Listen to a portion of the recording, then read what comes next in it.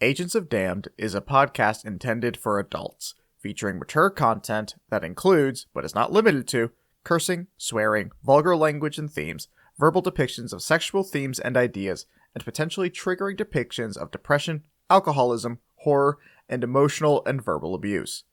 Listener discretion is advised.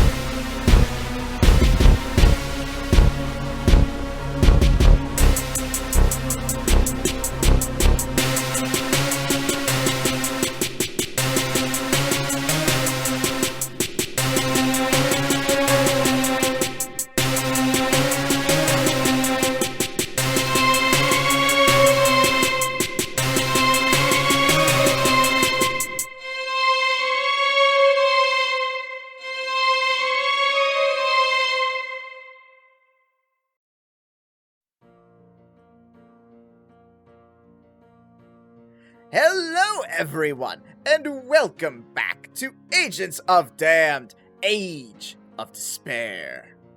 I am your sometimes benevolent, often malevolent dungeon master, Jordan Roman, and on some days, Hoshi. And as always, I am joined by my fellow players. Hi guys, I'm Katie, and I play Saith. Hey everyone, I'm Christina, and I'm still playing Winterra, I think.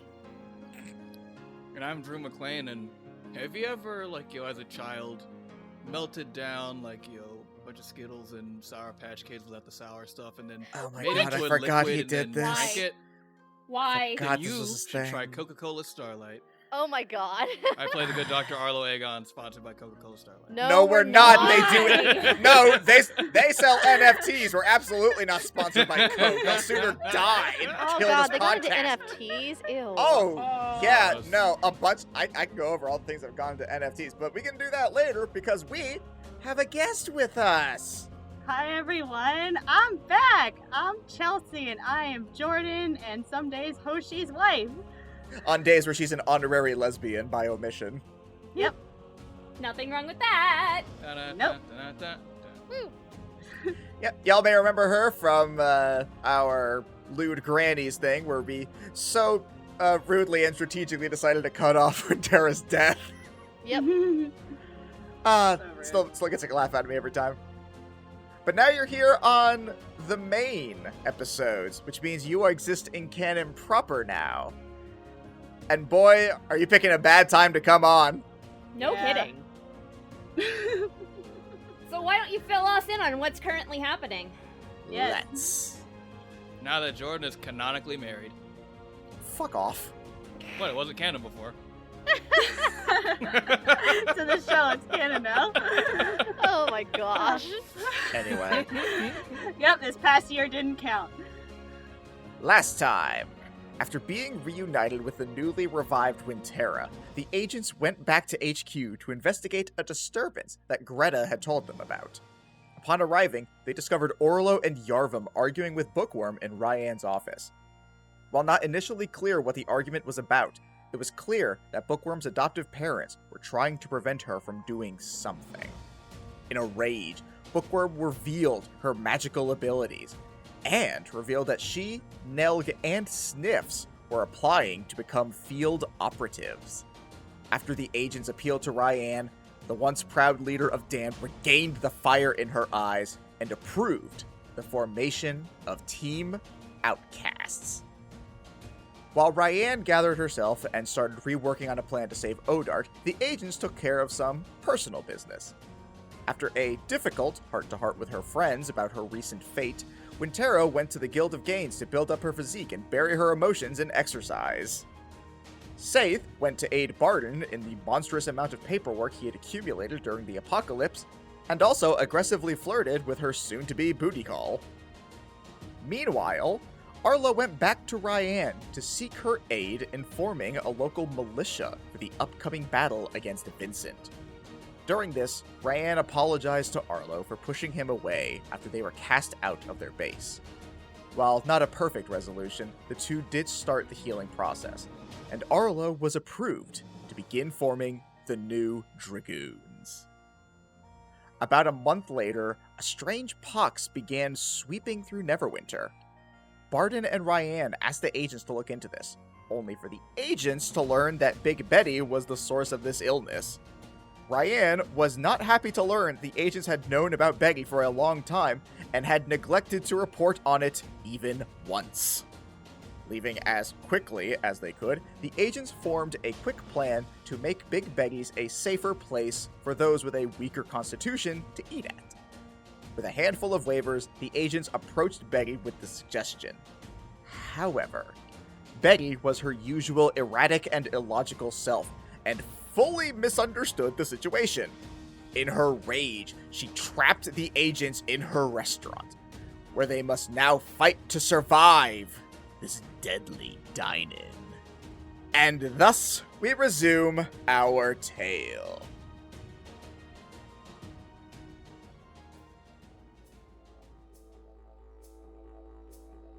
So, as we left you guys off, you are standing in the middle of a now vacant Big Betty's. All of the tables seem to have vanished, all the patrons are gone, and there is no sign of Betty anywhere. As you guys take in your surroundings, you suddenly hear a thud not too far off. As you look over towards this sound, you see a hooded figure that looks like they just fallen on their backside. And as they get up and turn to face you, Chelsea, would you like to describe your character? Okay, so you all hear this thud and a little, oof! Oh gosh darn it! And you look and you see a little hooded black tabaxi. She has a dark magenta cloak along with dark magenta armor as well as a bow and arrows. And so you see this little black tabaxi, and she is just a nervous little wreck, like, oh gosh, oh no, oh no. She runs towards the exit and tries clawing her way out, just like, oh gosh, no, not again. Oh gosh, oh, it's happening again. Oh no, oh no.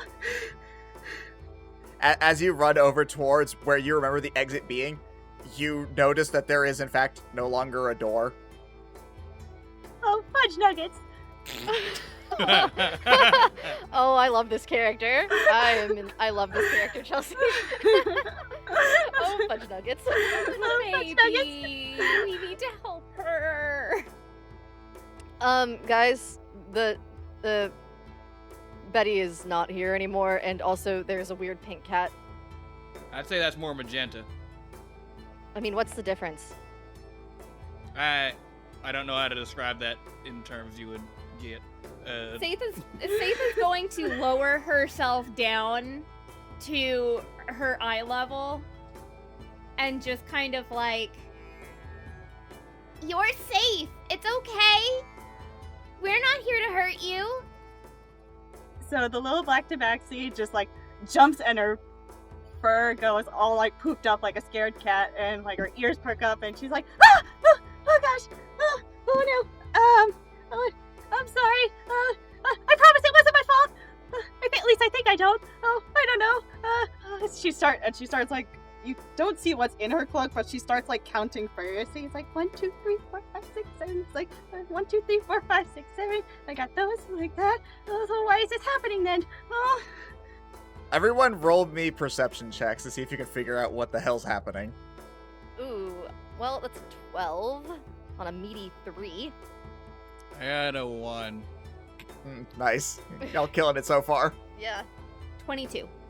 Okay, Saith, since you're the closest one, you're kind of the only one who's able to notice. It looks like there's a lot of weird trinkets inside of this tabaxi's cloak.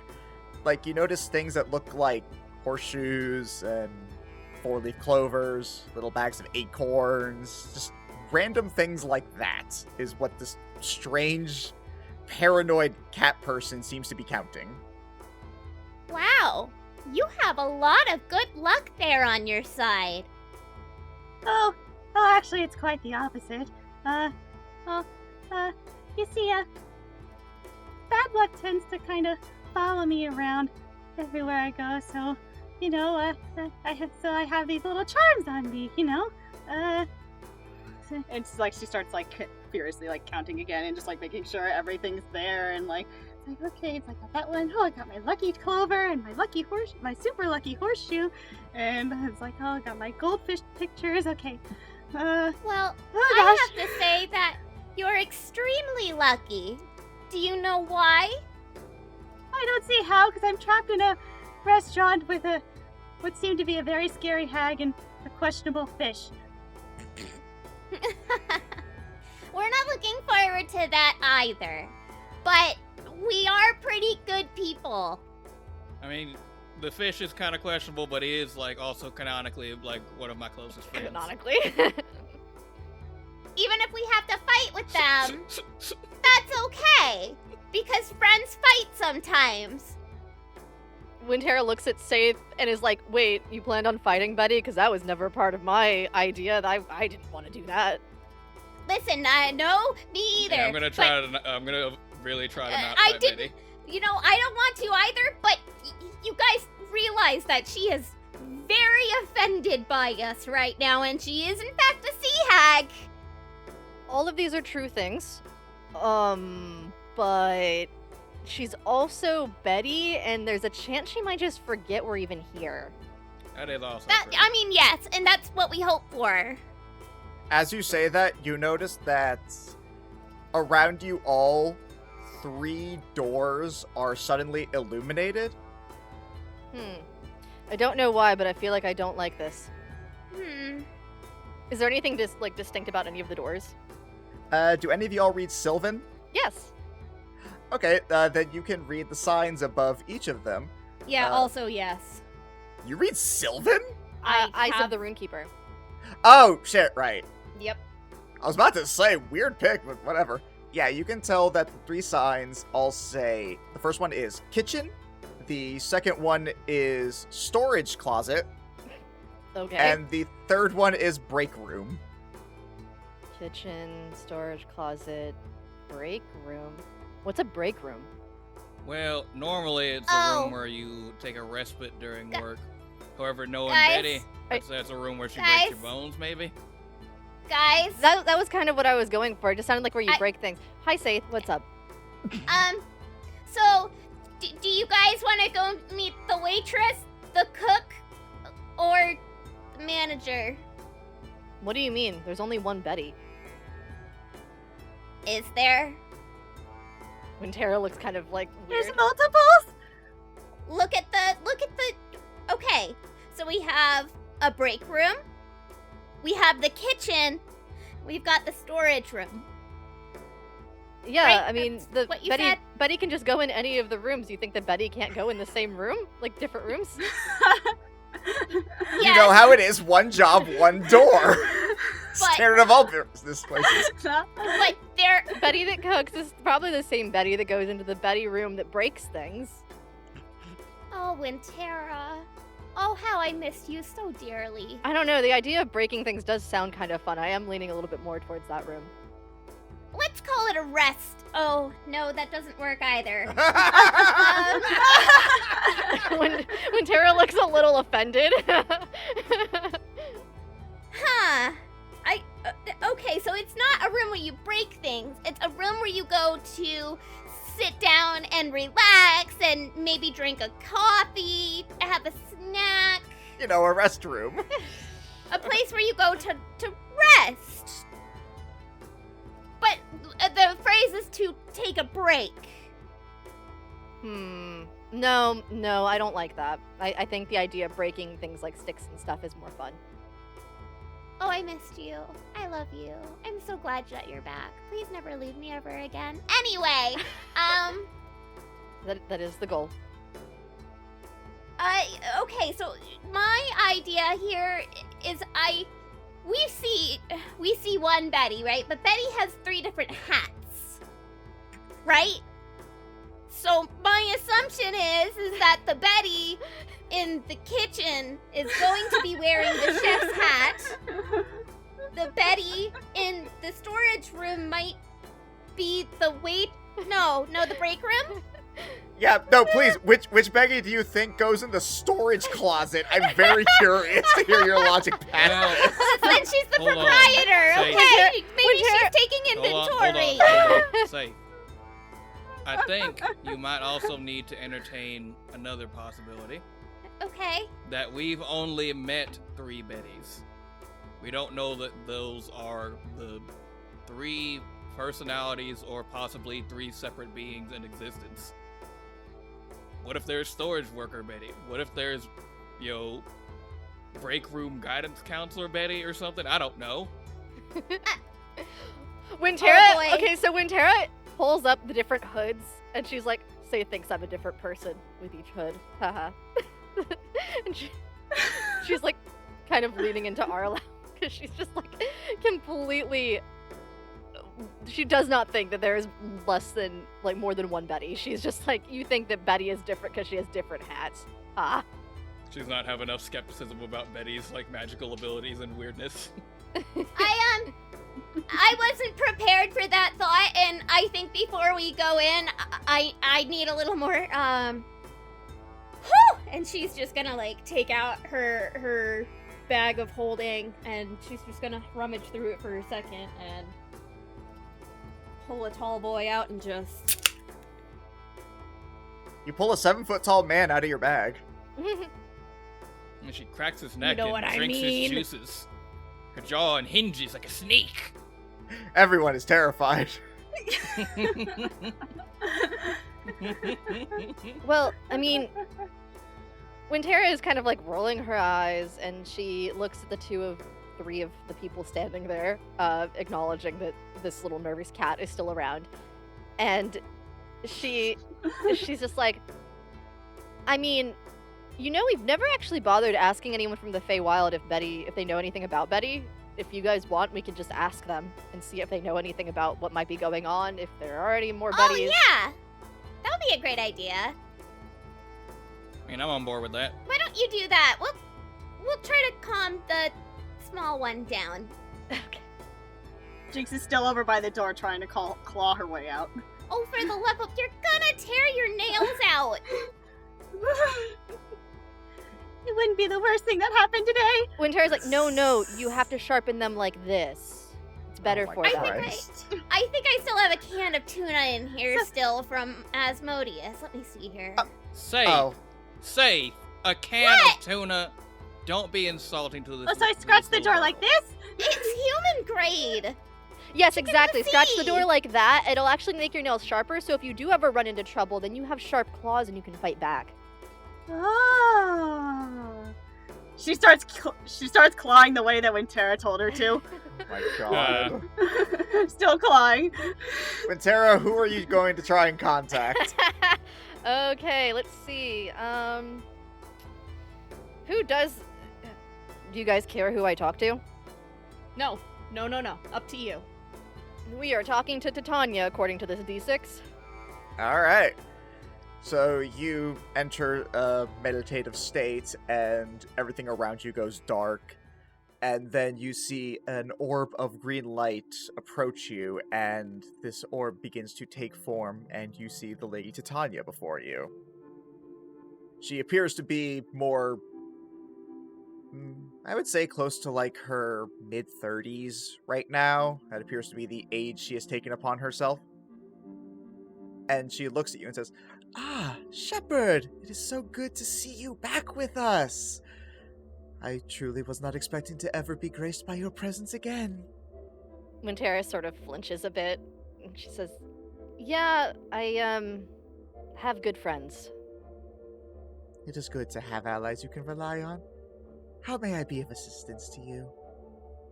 Have you ever heard of anyone by the name of Big Betty before? As soon as you say that, there's this look of dread and horror in her eyes. And she just says, "The war criminal?" I'm sorry, what?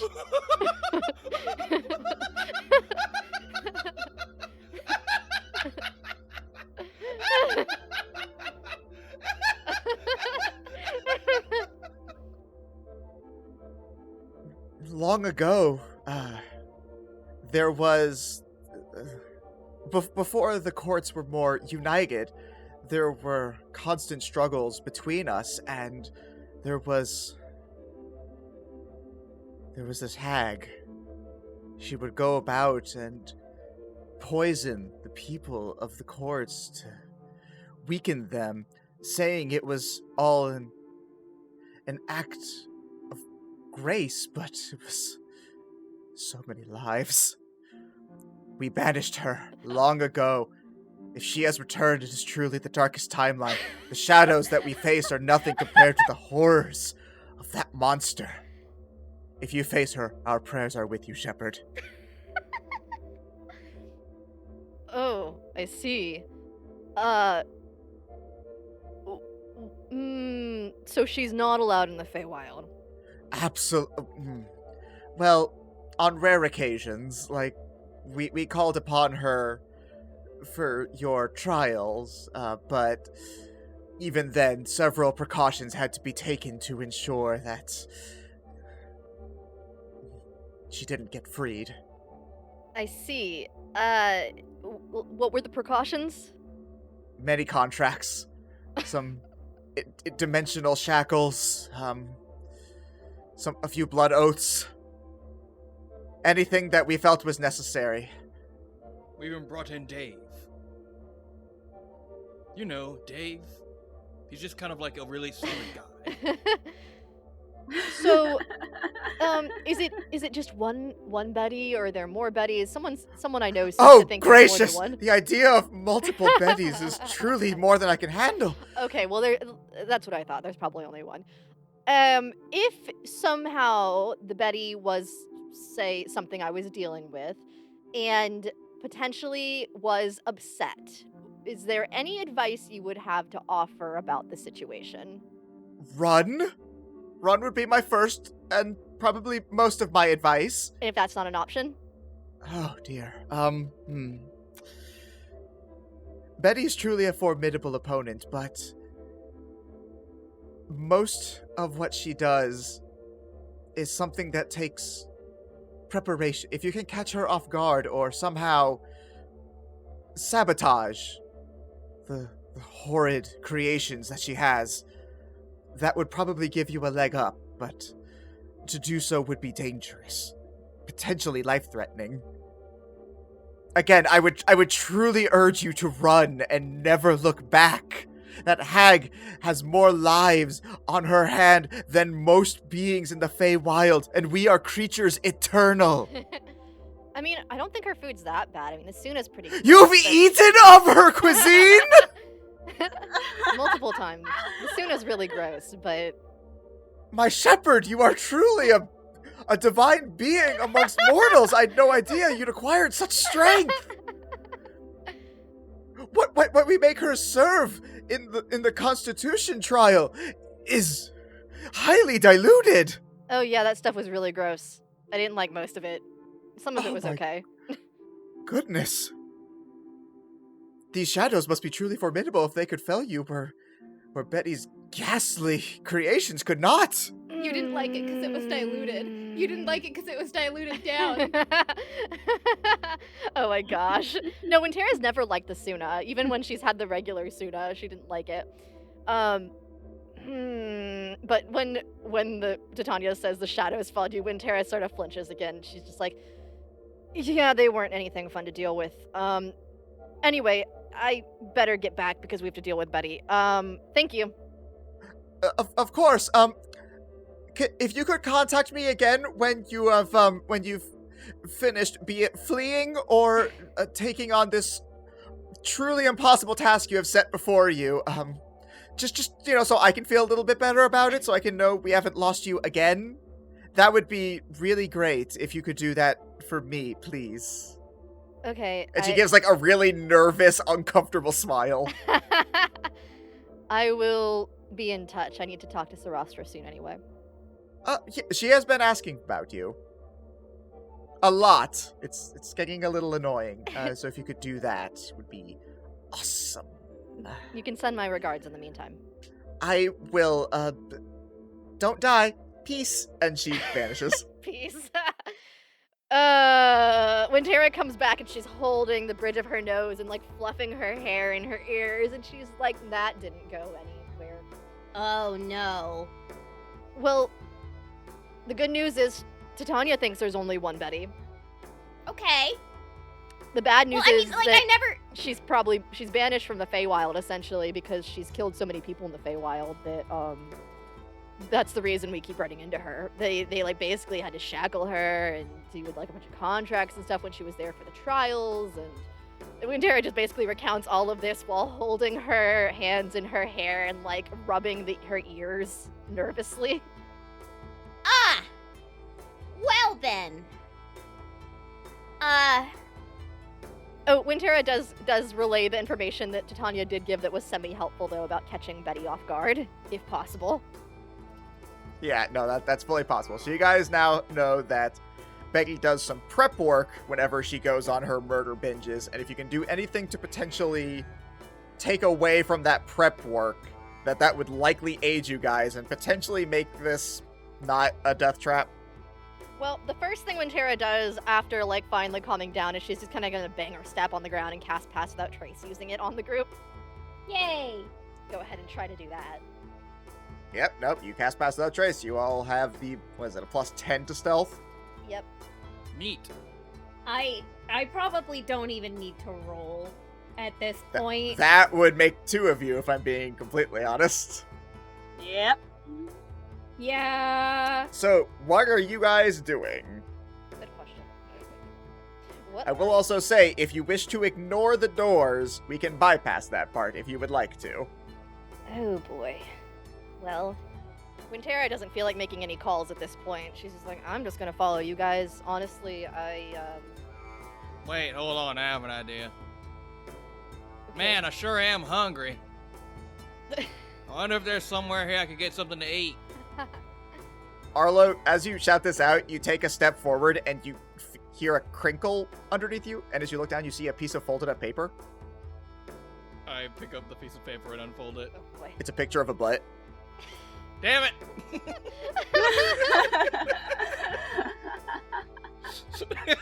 Faith reaches over and she takes the note and is like, huh. Yeah. That's to be expected, I suppose. I think that was like a non-verbal way of saying eat my ass. I mean, if we're trying to keep her from, not killing people and that's what she wants. Not it. Not it. She left you the note, Arlo. She wants that snoot up the boot. I mean, flanks are pretty tender, but like I don't think I'd want to Oh, and God. then eat Betty. That just doesn't sound pleasant. Because Where are you guys going? The middle door. Storage room? The middle door. That would be the storage room based on the order that I sent them. Then it's the middle door. We're going to the middle door. Does everyone agree with this?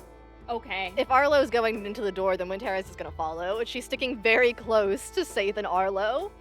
Like, if they stop moving, she would run into them. Alright. Tabaxi friend, are you following as well? I guess I have no choice, and my little tabaxi gets up from the ground, and her claws are extra sharp, but she made no progress. Aw. I would also like to point out no one has bothered to ask this Tabaxi her name. Oh. Yeah. You've all been very rude. What's your name, little one? Again, she's not that little, and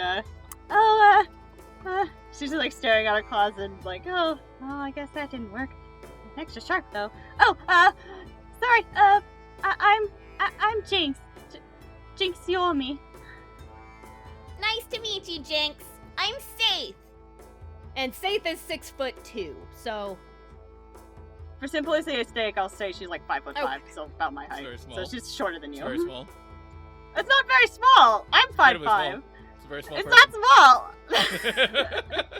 What are you saying? That's Fuck the off, smallest Drew. person I've ever heard of. Katie is smaller than that. Anyway.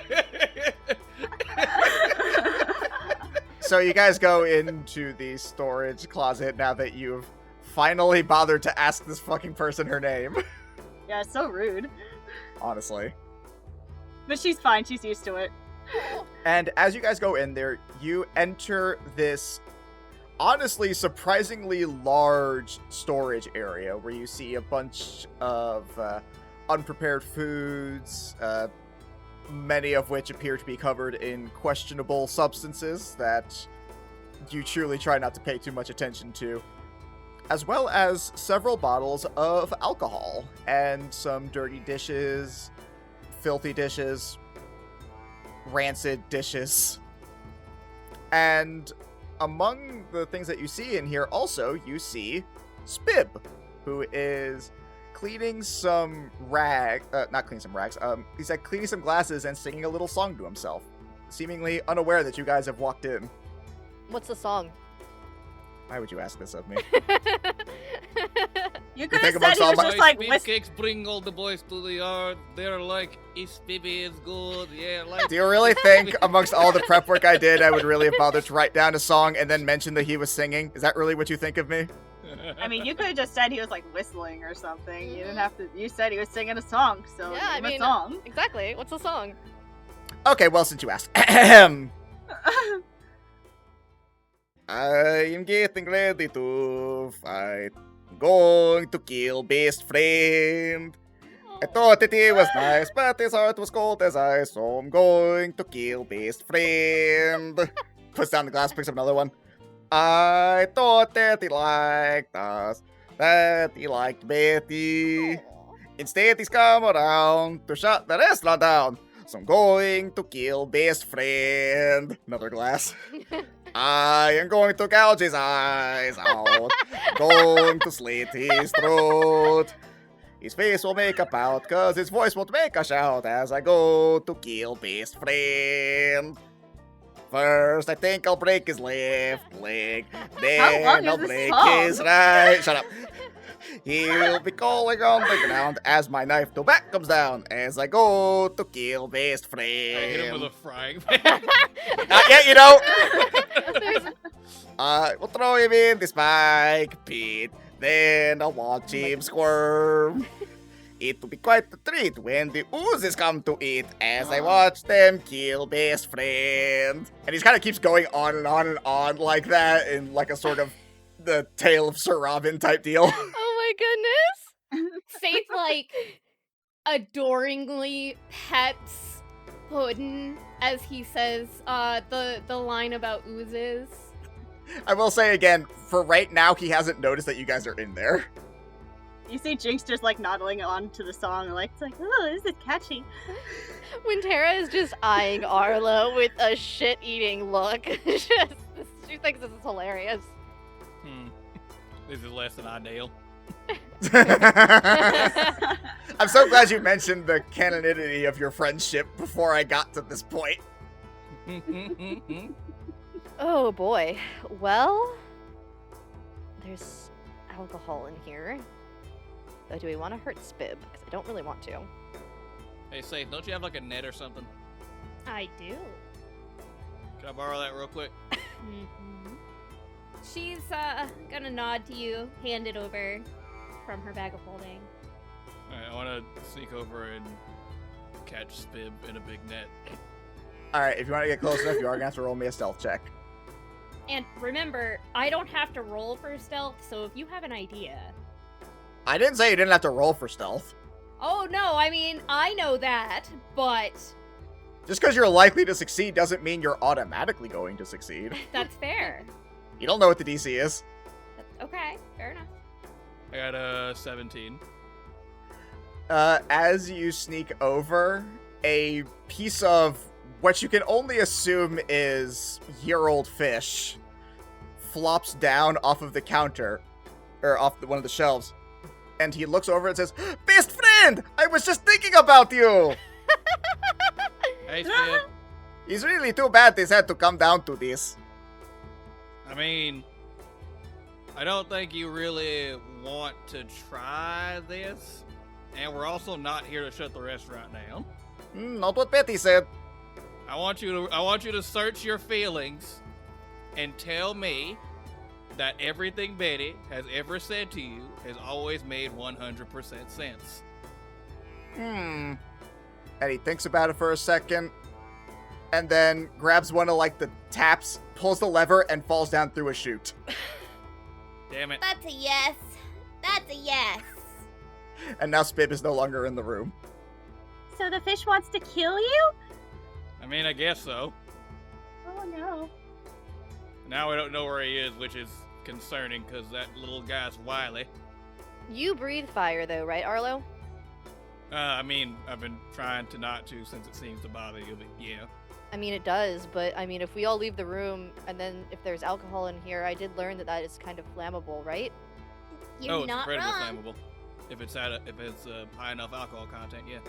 Here, hang on a minute. Let me grab a couple of those real quick. I'm just gonna take a couple of those and a couple of these rags here. Jesus Christ. You can't stop us. All right. So I'm just gonna grab these two little ones here. I feel like that's not excessive and also acceptable, and they're not gonna explode very well anyway. I mean, like, in the course of, like, a massive explosion. We just want a little compressed explosion. Anyway. Okay, so can I clarify real quick? Are you just taking these to bring with you? Yes. Okay. Of the usual drinks, which ones would you have taken? Just like Do you need a reminder of what Beggy's bullshit is? whichever one is the most flammable that you would think. Like, not the most flammable, but, like, one that she would have, like, in single... Wait. These are like the drinks, like the Betty drinks Yes. that we could drink. Yes. There are bottles that are labeled Beggy's Backwash, Death's Embrace, Saving Grace, and Fondledy.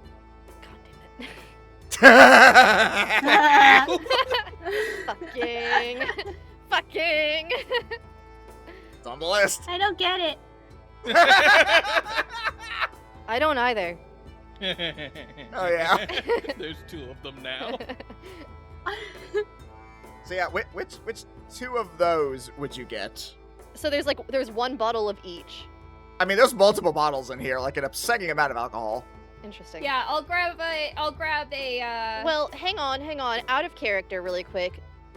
We could just drink whatever we wanted to try to drink and gain the benefits too. I mean, that's true. But you could also gain the penalties as well. True. Also true. But since when has that bothered us? I mean, not usually, but once you start to multiply it out. And we are potentially about to go up against Betty. When have we ever backed down from Betty's before? I mean, we've never backed down from Betty's. We just also haven't had, like, 10 of her drinks in a row. I didn't say that. I said... Yeah, why don't I we don't pick think you one? get You've never ten done of a them. keg stand of Yeah, you get Beggy's one. bullshit. No, yeah. Like, so I was just thinking I was gonna bring one for, like, a Mazel Tov cocktail, Right. like... Mazel Tov Wait, cocktail. no. Mazel Everyone's talking Tov about cocktail. Yeah, you say Mazel Tov as you No, throw wait. Mazel everyone- Tov. Is that what you think it's called? A Mazel Tov No, cocktail. I'm sorry. That is how we say it in Mazel my Tov. family. Mazel Tov. Holy shit. Because, like... Mazel tov. Exactly. What are y'all doing? Apparently making Mazel tov cocktails. What are you actually doing? Oh, boy. Hang on a minute. I grab a saving grace and pop the tab off and just down it. Okay, roll me a con save. I will also grab one of the saving graces. Oh, Okay. motherfucker. Roll a Well, con save. If we're doing it, we're doing it. Who all's having a drink? Oh man, I only have a +8 to my constitution. That's gonna be a 26. Okay. Ooh. Okay. 22. Can I also drink the Betty's backwash? Well, hold on. Just be an asshole? Hold on. I want everyone who's going to take a drink to finish their first one before we go any further. Okay. Jesus Christ, you gotta take multiples? Wow. Alright. I rolled a 19. Okay. Chelsea, you having any of this? Not sure. You know what? I'm gonna roll for it. Okay. Oh my god, it's a net 20. Yes, she's taking a drink. Oh. All right, She's what's confident. What's she drinking? I think I'll go with Fondledees. All right, go ahead and roll a con save. I don't have good con. That's a 7. All right, cool. So, Do you have any pluses to your constitution? +1, so it's an 8. So not much better. Oh Wah, no. wah. so Wah, the three wah. of you who are used to this stuff notice that it tastes oddly strong, and it occurs to you that Spiff hasn't done anything with it, and this is the raw, undiluted stuff. And it goes down hard, but you don't feel anything. You actually don't gain benefits because these are different. Aww. Aw. I was really hoping to get more of you, but Chels, sorry, you are poisoned, and no one can do Oh, anything no. about that. So all your rolls are with disadvantage. Ah, fuck! God damn it! Aw. Rip your whole character build.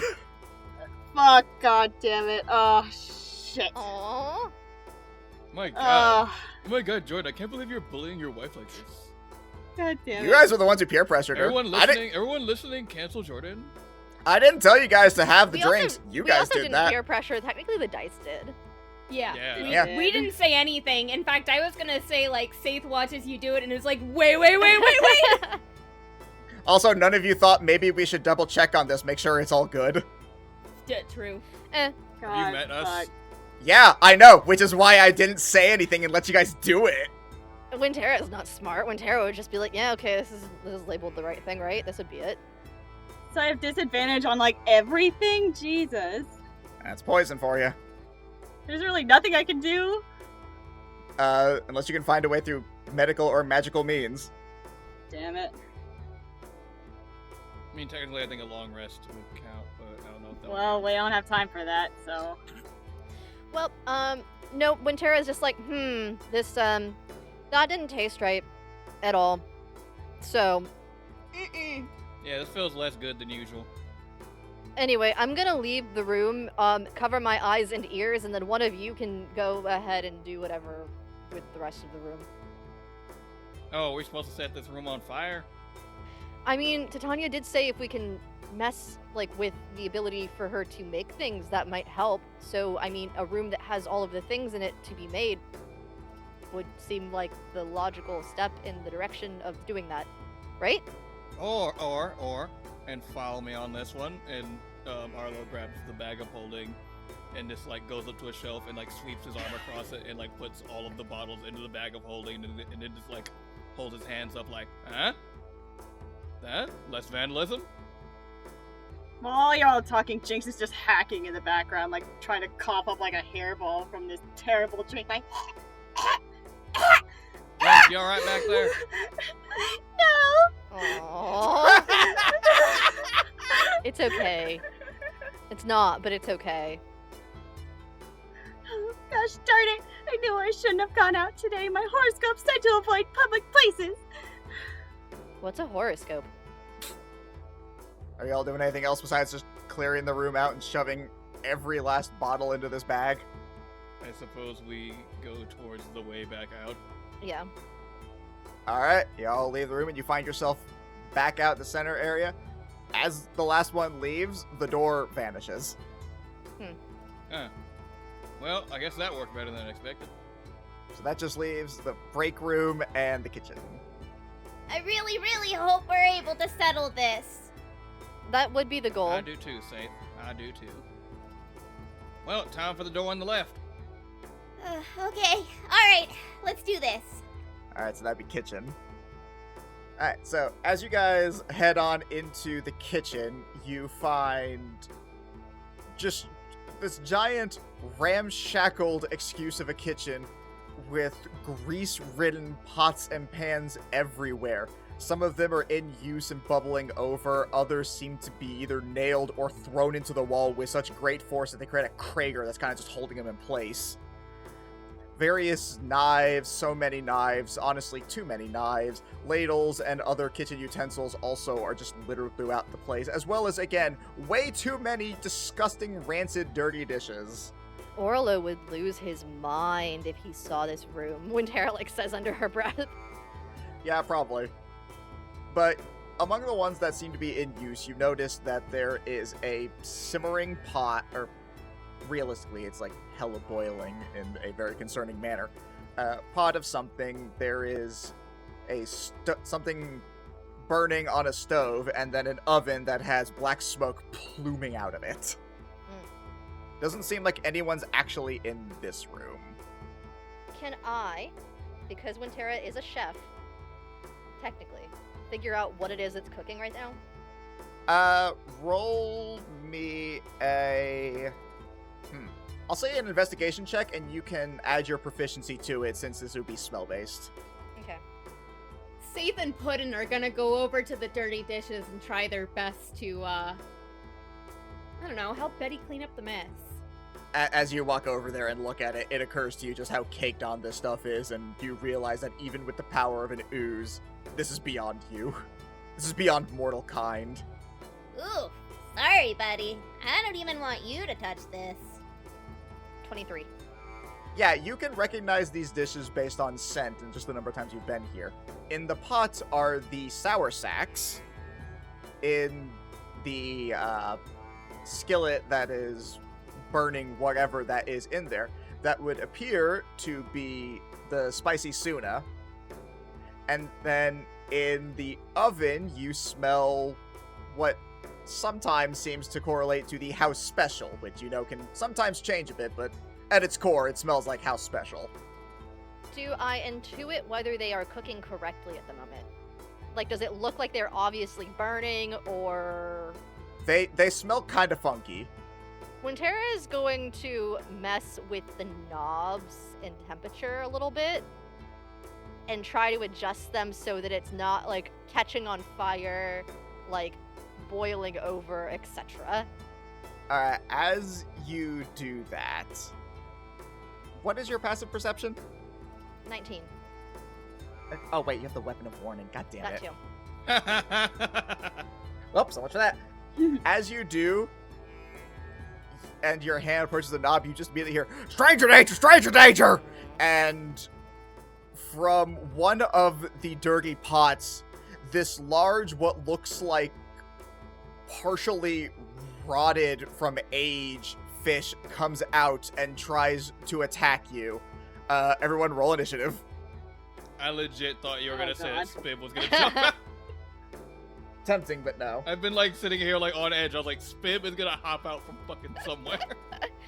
Well, Wintera got a 15, and she's just like, is that what a Suna is? I got a dirty 20. I got a 13. I got an 11. Well, actually, I forgot to add my initiative bonus, which is a 15. Okay, and you probably have higher dex than Wintera does, so. Gonna guess, yes. I mean, my dex is +4. Oh. Mine's +4 too. Alright, you two have a quick roll off. 10. It's a 13. Alright, so it'll be Jinx that goes first in that one. But however, overall, Saith, you are the first one to go. This giant fish monster has appeared, and you need to probably do something about that. Good time to send out my birds, who are going to fly out and eat upon or peck upon the fish. Alright, roll to hit fish. Roll to hit fish. Nice. 16? 16 will hit fish. 16 will hit fish. 8 damage for beaks. Alright, it takes 8 points of damage, and it seems to flail around a little bit. But it looks like this fish is still kicking about. And then Saith is going to draw her rapier, and I'm gonna skewer the big boy. Alright, roll to skewer. 16 to hit. 16 still hits. Okay. Is the fish saying anything while it's getting hit? Arr! I could just understand beasts, too. Oh, I'm sorry, forgive me. Arr!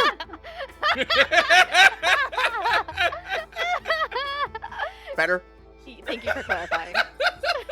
All right, cool. Glad I could clear that up.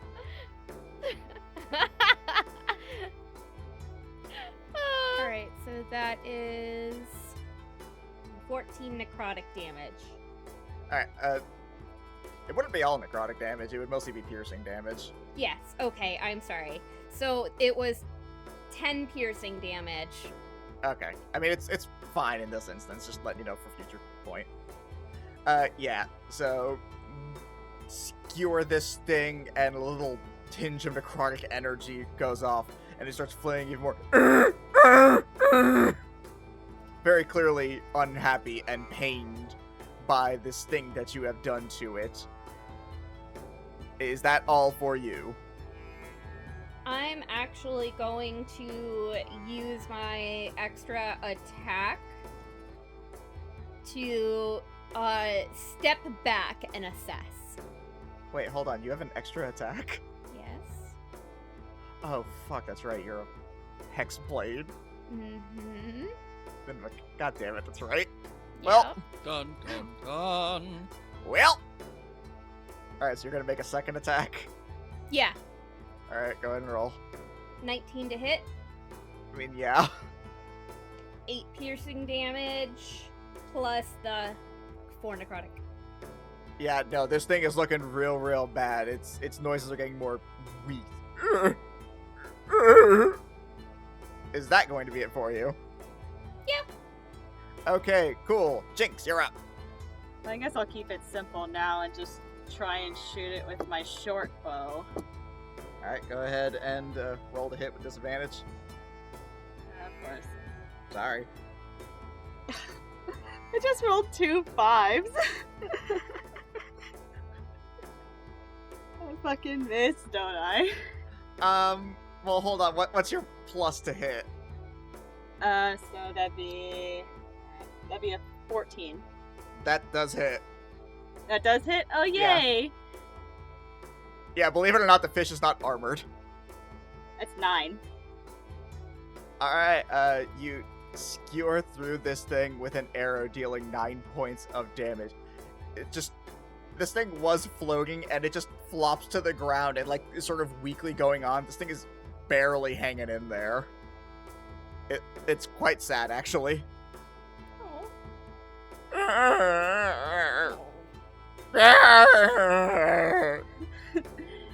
She's like, I'm so sorry! And then immediately feels like she's about to vomit in just a minute. Just vomits a little in her mouth, like, Hey, this is how your food is made, although usually a little more humanely. Sorry, little guy. Is that gonna be it for you, Jinx? yeah, that's it. That's it for her for now. Okay, Wintera, please put this fish out of its misery. So it's just flopping around, and she's just gonna take this scimitar weapon of warning that was going off and just kind of smack it on the ground. Yeah, roll to hit. Yeah, dirty 20, definitely. Alright, just finish it. Okay, yeah, so she deals a total of 7 damage to it. Hopefully that kills Yeah, it. no, it had 2 health. Okay. Yeah, she just Oh, kind of wow. stabs it with the scimitar, and she's just like, wow, that was a hardy fish. I wonder if that was a Suna. It just, like, at the last second, like, coughs up some blood and goes, yes! Yeah, Sathan's gonna pick it up off the ground and, like, place it on the chopping block. I mean, something about that fish seems suspicious, though. Don't you think? That's why I'm picking it up off the ground and putting it on the chopping block. Yeah, it seemed pretty fishy. It's a fish, Arlo. It has to be fishy. Smells extra sour. It definitely has to be smaller than the other Suna we've seen before, unless that other Suna we saw before was particularly large. Remember back in the trials, there was that really big one. Oh yeah, man, that was a day. So you're going back to messing with the knobs? Yeah. Alright, yeah, you fiddle with all the stuff, and slowly but surely you can tell that the heat is getting reduced on these things, and they kind of just muddle down to nothing. Oh, I also have another idea. Okay. What if we just kind of like take them and rotate them one over, like take the thing that's on the stove, put it in the oven, take the thing in the oven, and put it on like the other thing. It's like they're also like not in the right preparation areas either. I mean, you can. I do that just to be safe. All right, you do that, which does include moving the pot from one oven top over to another, or stove top. Yep, But everything is one over. I feel better about that. All right, When Tara shrugs, she's like, I've never made any of these foods before, so I don't know. all right. Is that gonna be it for you on this room, or are you doing anything else? What else is in the room? A bunch of horrid, dirty shit. Is there salt? Roll perception. I got an 18. Yeah, you do in fact find salt. Jinx just like grabs like a giant handful, because I'm assuming since it's like an industrial kitchen, she grabs like 2 giant handfuls and just throws them both over her shoulder. A bunch of it hits Arlo in the mouth. He goes, ah, shit, what the fuck? Oh, I'm so Why? sorry! Oh gosh darn it! Jinx, as you do this, your stomach starts to rumble pretty bad, and you just hack up this giant black tar hairball, Oh! and you suddenly feel a bit better. You are no longer poisoned because a minute has passed. Oh, thank God. You must feel so much better. She's just dry heaving, like. Oh, it's okay. Don't eat the Suna though. The Suna's really gross. I know that you probably think it smells okay, but don't eat it. Listen, I feel like you need this a little bit more than I do. And Saith is going to reach into a little, like, she's gonna reach down and unclip a little bag from her side. And she's gonna hand it to you. And it's a little suede bag. It matches the blue bag that she's currently wearing. It's got little golden attachments and things. And when you open it, it's got a luck stone inside. And that luck stone gives you a +1 bonus to your ability saves and throws. Oh, wow. I honestly haven't been using it because, I mean, my dexterity save is a +9 and my important other saves are rather high, so I never think about using it. So, that's just out of game Katie, but in game Saith is like, I got you covered, little one. Here, have this. Jinx, like, would I know what a luck stone is? Yeah, they're fairly common. I mean, not like common, but like common knowledge. Okay. Jinx, like, looks at you, like, so grateful, like no one has ever given her a nice little gift like this before. I thought you were gonna say Aw. anything. Oh, Oh wow! Thank you. I don't see a lot of these where I come from. And she takes out a little Ziploc baggie from her cloak, puts the luck stone in it, and then clips it to her cloak with the rest of her little trinkets. oh, You oh. have Ziploc baggies? Yeah, with like acorns and my 4-leaf clovers and all that. I love that. Oh my goodness. Is it bad that, like, the second you said that you carried a bunch of Ziploc baggies on you, all I could think was like, oh, so she's like a medieval drug dealer. I love it. Dealing in luck and luck-based accessories. Going back to the chef thing really quick, Wintera's gonna go ahead and just produce some mushrooms. Okay. We're gonna see how many mushrooms. I get 3. Which ones do you want? I'm gonna produce a nap shroom, a void shroom, and a bad shroom. Okay. She just kind of holds her hands out and she just has these mushrooms. She's like, I have an idea for later, assuming we eventually calm Betty down. Don't ask about the mushrooms. And she just throws them in her bag. Neat. Is that gonna be it for y'all in here? Yep. Alright, y'all head on out. Once again, the door behind you vanishes, and that just leaves the break room. Saith is going to gently knock on the door. You hear nothing. Arlo forcefully knocks on the door. The door vanishes. Ooh, you had to break the door down, Arlo, not just knock on it. I didn't want to be rude. It's where they go to rest. That still doesn't make sense, Safe. It's a break It's room. like- You break things. I'm starting to think Wintera might have been Okay. right. All right. So Well, you'll never know now because you decided to do that instead of just going in, and I rolled a nat 1 on your luck. Oh. Well, alright, let's figure out where I guess to find wherever they went. Is there anything like distinguishing about this like otherwise voidless room? Yeah, it starts shaking periodically as if there are large footsteps. The lights immediately come back on, and it looks like the restaurant is more or less back to the way it was before. You have all the tables and chairs, the bar area, the little organ off to the side. Still no, like, entrance and exit door. But there, where the normal entrance to the kitchen was before that weird pseudo-pocket dimension thing was, is where you hear these footsteps coming from. And all of a sudden, through the doors, you see Waitress Becky come out like, "Alright, what the fuck? Who moved no. the pots and pans?" Arlo points to the cat. Jinx's ears just like go further down, and she like clutches like some of her trinkets in her cloak, like she's holding 2 rabbits' feet in her hand. You know what? I'm gonna kick all y'all's asses! And as she walks out, you hear more steps. I fucking knew it. And then the door whips open as Chef Beggy and Proprietress Beggy also emerge. I There fucking are knew 3 it. of them. There's a coven! So, I told you! I told you so! Wintera shrugs. Like, Titania said there was only one, so... There was!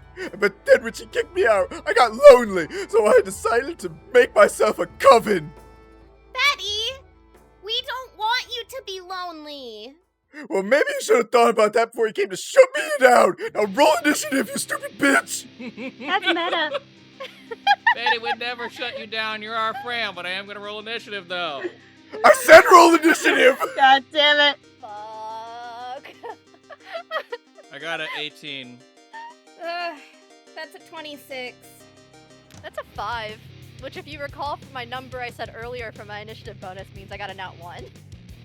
I got an 8. Oh, Jesus. That's a good sign.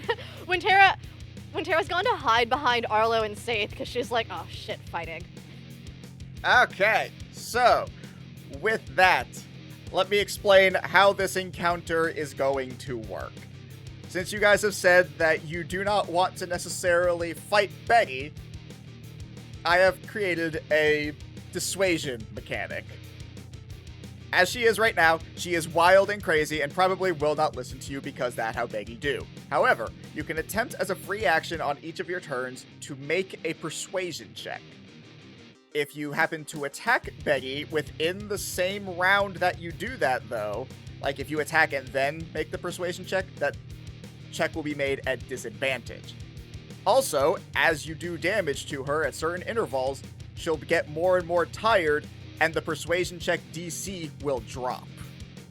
So, you can try and do it without damaging her, but it will be very difficult, and you'll need at least a couple of successful checks before she will be calmed down. So, with that, Saith, you are up.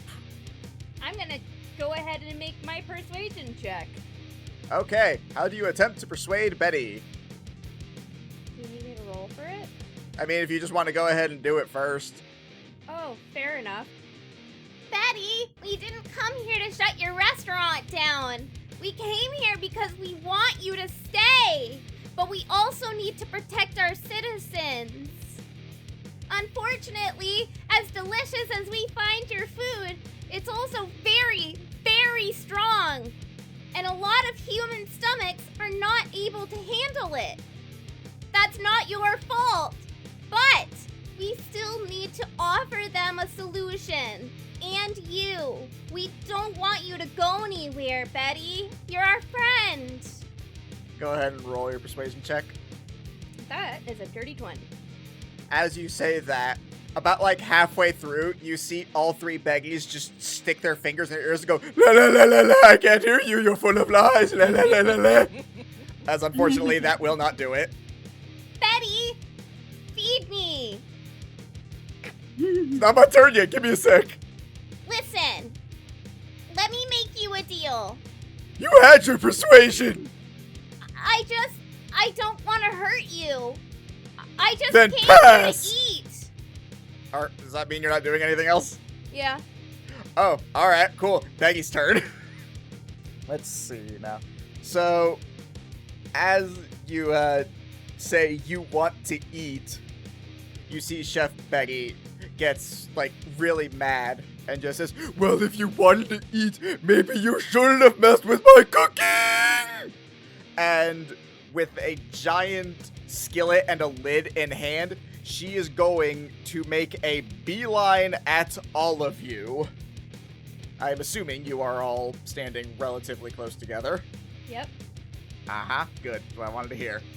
Okay, so I'm going in that order. Say, does a 15 hit? No. Okay, you're good then. Arlo, I'm assuming a 28 will hit. Yep. Okay, Jinx, I'm assuming a 23 hits. Oh, yeah. Alright, cool. And then Wintera, a 16. Misses. Okay, cool. So, you two made... Hold on. Jordan? Yeah. I have Sentinel. Oh, could I use my uncanny dodge, babe? Oh. Well, hold on, Katie, what were you saying? I was gonna say I have Sentinel. Can I stop whatever is about to hit my new friend? I'm pretty sure the answer is yes, but can you go ahead and read me the language on Sentinel? Sure. You stop creatures hit with opportunity attacks, ignore the disengage action, and can use a reaction to attack an adjacent creature that attacks someone else. You can stop them when you attack them. Their movement speed is reduced to 0. I don't think you're reading the whole feat. I had a character that was built around this feat at one point. So, yes, technically what she's doing is like a charge type deal, but since you were the first target of that and it missed you, I will say you can go ahead and make your attack. So if you hit, that will stop her. Holy shit, thank you, God. Oh, I got a natural 20. Damn. I mean, yeah, that'll do it. Oh, Just crit on Betty. Yeah, thank you you crit on Betty. How do you feel about that? I don't like it. Yeah, you managed to, like, reach between the lid and the skillet and just, like, poke at her with your rapier. It doesn't seem to, like, actually, like, pierce through so much as, like, gets caught in the folds, but she does, like, stop immediately. You can still go ahead and roll damage. That was just flavor. Okay. And since you do have an ally within 5 feet of you and Beggy does not, I believe that qualifies for sneak attack. Oh boy. So go ahead and also add all that on there. Oh boy. So, we have 12 piercing damage, 4 necrotic damage, and then 18 for my sneak attack. Alright, I'm assuming that's the base damage that you rolled. Yeah. Don't forget you crit. So you also add the maximum amount of damage you, in theory, could have rolled. So, Saith is going to put herself in the line of fire with her rapier to protect Jinx. And not Arlo. Nope. Protect I the mean, like, kitty I cat. And just Arlo by omission. I just want to stop her in general, but like, I know that you can handle the damage, but if Jinx is a rogue or a rogue type build, She's a rogue. I would assume that she's squishy. Squish adjacent. Anyway, what's your damage? 72. Is that's the max? Uh-huh. Jesus Christ. Wow. That's everything. That is everything, including the necrotic and the piercing and the Which means you dealt a grand total of 106 points of damage. Jesus. Uh-huh. Wow. I mean, yeah, no, that hit her good. That hit her real good. Were you saying about it just getting caught in the folds earlier? Yeah, but it's like right in the throat, so it like hit her Adam's apple, and she just falls out. It's like, oh, fuck, oh, what the hell? Just trying to kill you. Why you gotta be a dick about it? I don't want to do that. Well, then you shouldn't have. Well, I didn't want you to hurt my friends. Sounds like you have conflicting interests. I absolutely have conflicting interests. You're my friend. Do you think I want to hurt you? No, but she does. And you see Proprietress Breggy coming up with her clipboard, and she is going to make an attack on you now. How long has she got a clipboard? She says midair. Like she jumped from the top ropes or some shit? Yeah, she just like jumped like fully into the air, was about to bring it down. You say that, she just like looks at you midair and shrugs. I assume a 22 is gonna hit you, Safe? Yeah, absolutely. Alright, cool. That's gonna be 30 points of bludgeoning damage. Holy shit. Jesus. And she's gonna do it again. Gets 2 attacks. Yeah, she gets 2 attacks. Jesus. You're level 13, you'll be fine, maybe. Dirty 20? Yeah, you hit. Cool. 31 points of bludgeoning damage. And that just leaves Waitress Betty. Let's see, what is she going to do? Yeah, I think she's just gonna come up and follow in line with that one and just make some attacks on you as well. Yeah, no, I'm gonna assume an 11 does not hit you. No. Yeah, Waitress Betty just comes up and just has like these pens that she's sort of done like a Wolverine type thing with just between her fingers, and she tries to claw at you, misses, and goes, son of a bitch! And that's another 11. She tries again, and it's like, god damn it! Stop it, I want to be cool! Why can't you just let me have fun? You guys are the worst! She's like swinging at her wildly, and Saith is like fucking ninja dodging, and she's like, fucking quit it! Oh no, Saith is playing fair. Arlo, Saith is survival dodging. She has taken me down by 2/3 of my health. Alright, fine, then dodge this shit! If Waitress Betty had hit me, I probably would be dead. Well, it's lair action time. Oh boy. Oh god. You're in her restaurant, of course it's her lair. And she's going to summon this 15-foot cube of what was probably at one time water, but is definitely not water-colored. And she is going to push it in a straight line through all of you. I need you guys to give me dex save. Or, not dex, I'm sorry, strength saves. Oh god. Can I please have Dex? No, that was a misspeak on my part. It's a strength saving throw. As you are pushed by the poo-poo water. 26. 22. I got a 19. That's a 10. Alright, cool. Jinx, you are pushed back by the poo-poo water. You get pushed 15 feet back and are knocked prone. Oh, fuck. You can use your movement to... Or half your movement to get up, I believe. Arlo looks back at Jinx and is like, you're just having a bad day today. Always. Oh no. Arlo Poor kitty. rolls you a small vial of whiskey and just gives you a nod.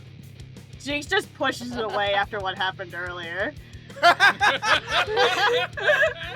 like, no thank you. That makes sense. Jinx, stay by Arlo. He'll keep you safe. Jinx is 15 feet away from all of you. Oh, fair enough. How big is this restaurant? It's probably about, we'll say 100 square feet. 100 square feet? Okay. And as you are pushing away bottles of whiskey, you all start to hear a jaunty little tune. It's the... No, it's L&R. Oh no. God damn it. Who? The Right, hands. the hands, right. Yep. And the tune kind of starts to get in all of y'all's heads. It, like a lot of the other things, it comes off kind of weird this time. It doesn't quite sit right. I need you all to make charisma saving throws. Dirty 20. All right. Please roll well. Shit. Jordan. Jordan. I got a Didn't nat happen? 1. I got a nat Yes! Yes! 1. I got a 2. I got an 11. Okay, cool. So, few things happen here. First of all, everyone but Saith, you unfortunately feel the music this time, and you guys lose your proficiency until the start of Elinar's next turn. Okay. Fun. But something else now also happens. Because you see, it felt weird to just bring my wife into this on unequal playing fields as all of you guys. So I made her some custom items. Items that she has no control over. Nope. So Chelsea, go ahead and roll me 2d20. That's a 16. Alright. And then an 18. Okay, yeah, that'll do. So, you all notice that within Jinx's cloak, one of her bagged four-leaf clovers begins to glow.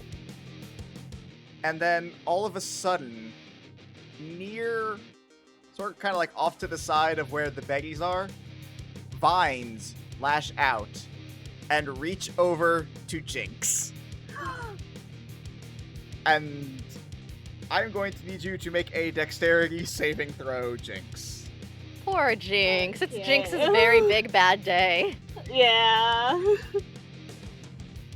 Jinx, you gotta make that save. You gotta do it for the vine. Don't Do it forget for the vine. don't forget to add the luck stone to it. That's 22. Yeah, you see that, and you just, like, roll over in the fetal position, and that causes the vines to completely miss as they just retract back and disappear. Oh goodness, not again. I was afraid that would happen. Not again. Does that happen often? Sometimes. Why? I don't know. Ever since I found my favorite lucky clover, every once in a while, these giant vines will come up and attack someone. Sometimes it's me, sometimes it's a friend, sometimes it's just a total stranger. Have you ever thought maybe the clovers aren't lucky? Well, this one glows and it's shiny. And it never dries out. How could that be bad? You have me there, clearly.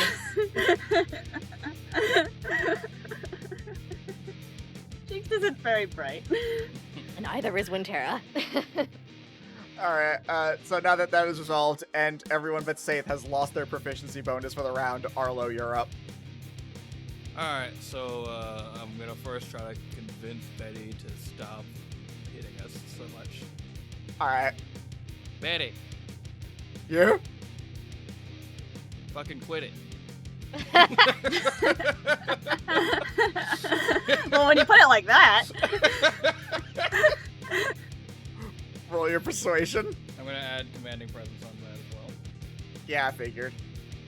That's a dirty 20. She just, like, stares at you for a long time, and just goes, no. How close are L and R to me? They are over in the, over by the piano, which from where you are, I would say is maybe about, 50 feet. Alright, so like that exchange goes like, hey, fucking quit it. No. Huh. Well, alright, and I shoot at L and R with my gun chucks. Alright, roll the hit. That's a 17 to hit on the first one. Hits. I'm just gonna roll all the hits and then do damage. You know, you may not want to do it that way. I'll just toss it out there. They are hands. Okay, I'll do the demage. Hold on. I don't know how powerful you made L and R. They're disembodied like magic hands. Yes, and at the same time, they're also just disembodied hands. That's 8 damage.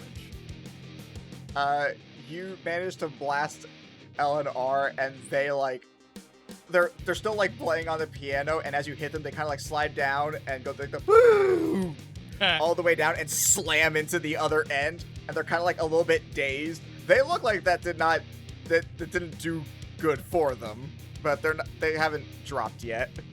Okay, I shoot them again. All right, roll the hit again. That very hits. That's an 18 plus 8. Yeah, it hits. It very hits. That's another 7 damage. As you blast them, they again, like, slam against the side of the piano. And then, like, standing on the tips of their fingers, they kind of, like, do, like, that wobbling walk sort of thing where, like, they're clearly dazed. And then they just both fall down off the piano. Can for flavor, like when they did that wobbly walk thing, it went dun, dun, dun. Yeah, because they were walking on the keys. It just happened to land that way. Yeah, no, they're down. Cool. Are there any other combatants in the room that aren't Betty? Not that have revealed themselves. If you have the ability to heal, though. Not anymore, he doesn't. Oh, right. That would be a class shift to go. Yep. Yep, that's it. Okay, not gonna attack Becky. Cool. And as you do that, you hear like some rustling over from the bar area. As Spiv holds up an empty glass and says, "You took alcohol! Dick move!" You wrote an entire song about trying to murder me. It was catchy! And he throws it at you. I assume a 15 misses. Very misses, yes. It just like... Well, actually, what it does is it like it hits you in the chest and shatters, but it's just a thing, so it does nothing. Ha! Rude. You're rude. I thought we were cool. You made a whole song about murdering me like you'd been thinking about it for a while. I've not been thinking about it for a while, only just thought of it when you came to do bad things to Betty. That is dick move. I have done nothing to Betty this whole time. Lies and slander. Jinx, you are up. What I'll do is I'll aim my sharp bow at Cook Betty and Okay. use my sharpshooter ability. Okay. So I'll roll to hit, and then it's just -5 for just, so it'd be just plus For the 4 attack to my, roll, yes. for the attack roll. Correct. Okay. Ooh, nice. So 17 plus 74. So that's a 21 to hit. That actually just hits. That just hits. Nice. Yes. That just hits. Awesome. Yay. So that means I get to roll my d6 plus 4 and then another plus 10. Yes. Awesome. So it's a d6 plus 14. Yeah, d6 plus 14. So 22 damage to Cook Betty. Alright, yeah, you shoot it right into her, just barely managing to get past the lid and the skillet, and just shoots her like, oh! Fuck! What's the matter with you people? While Jinx was like drawing her bow, she like did like the archer like closing her eyes, and then once she was firing it, she just like flinches and closes both her eyes and looks away.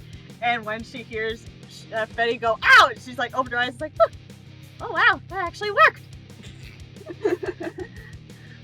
Oh, and so I'd like to use my bonus action and mark Proprietress Betty with my evil eye.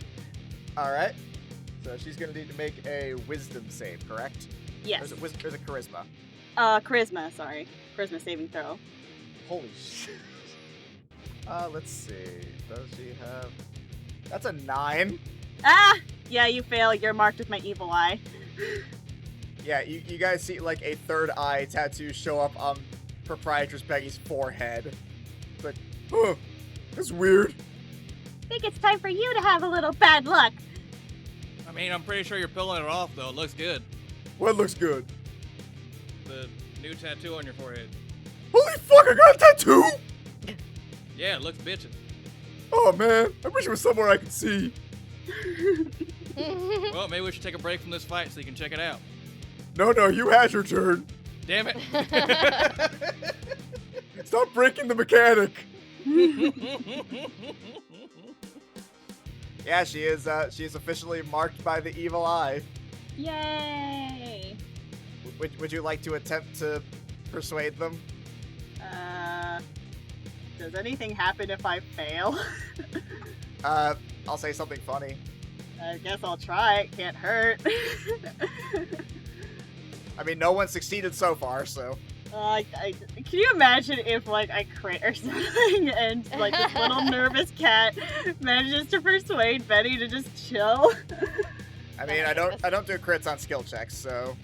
But that would be your best chance. I got another nat 1! Cool. Roll me some Well, yeah, no, that's still part of the mechanic. Put those Roll me dice in 2d20. jail. Yep. Put those dice in jail immediately. They're roll my me 2d20. only dice. Okay. We need to get you new dice. I thought you had 2 Yeah. sets of dice. I do. I've been rolling both of them. This is Jinx's big bad day. Mm.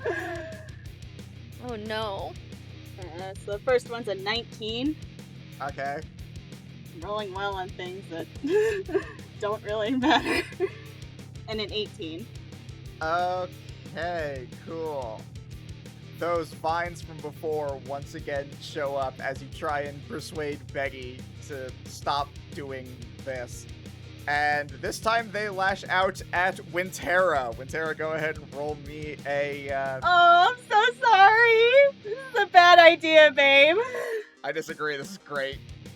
It was a deck save. I believe it was a dex save. Okay. It's not good. 10. Yeah, no, the vines lash out at you and they pull you 30 feet towards Betty. Yeah, that clover's not lucky. Jinx is just like opening her cloak and like, bad lucky Clover, bad, bad. You don't hurt new friends. Do I take damage or am I just pulled? You're just pulled right up to them and they just kind of like all look at you with like, their eyes are like bulging out, giving you stank eye. Oh boy. We gonna do you a fuck! They're not gonna like Jinx after this. Matera, it is your turn. Great. How big is this space we're in? Is it essentially limitless? Or is there an actual definition of the amount of space we have? It's about 100 square foot area. We'll just say a cube for simplicity's sake. How complicated do I feel like making this turn? Do whatever it takes. Yeah, Wintera's gonna stick to her standard MO.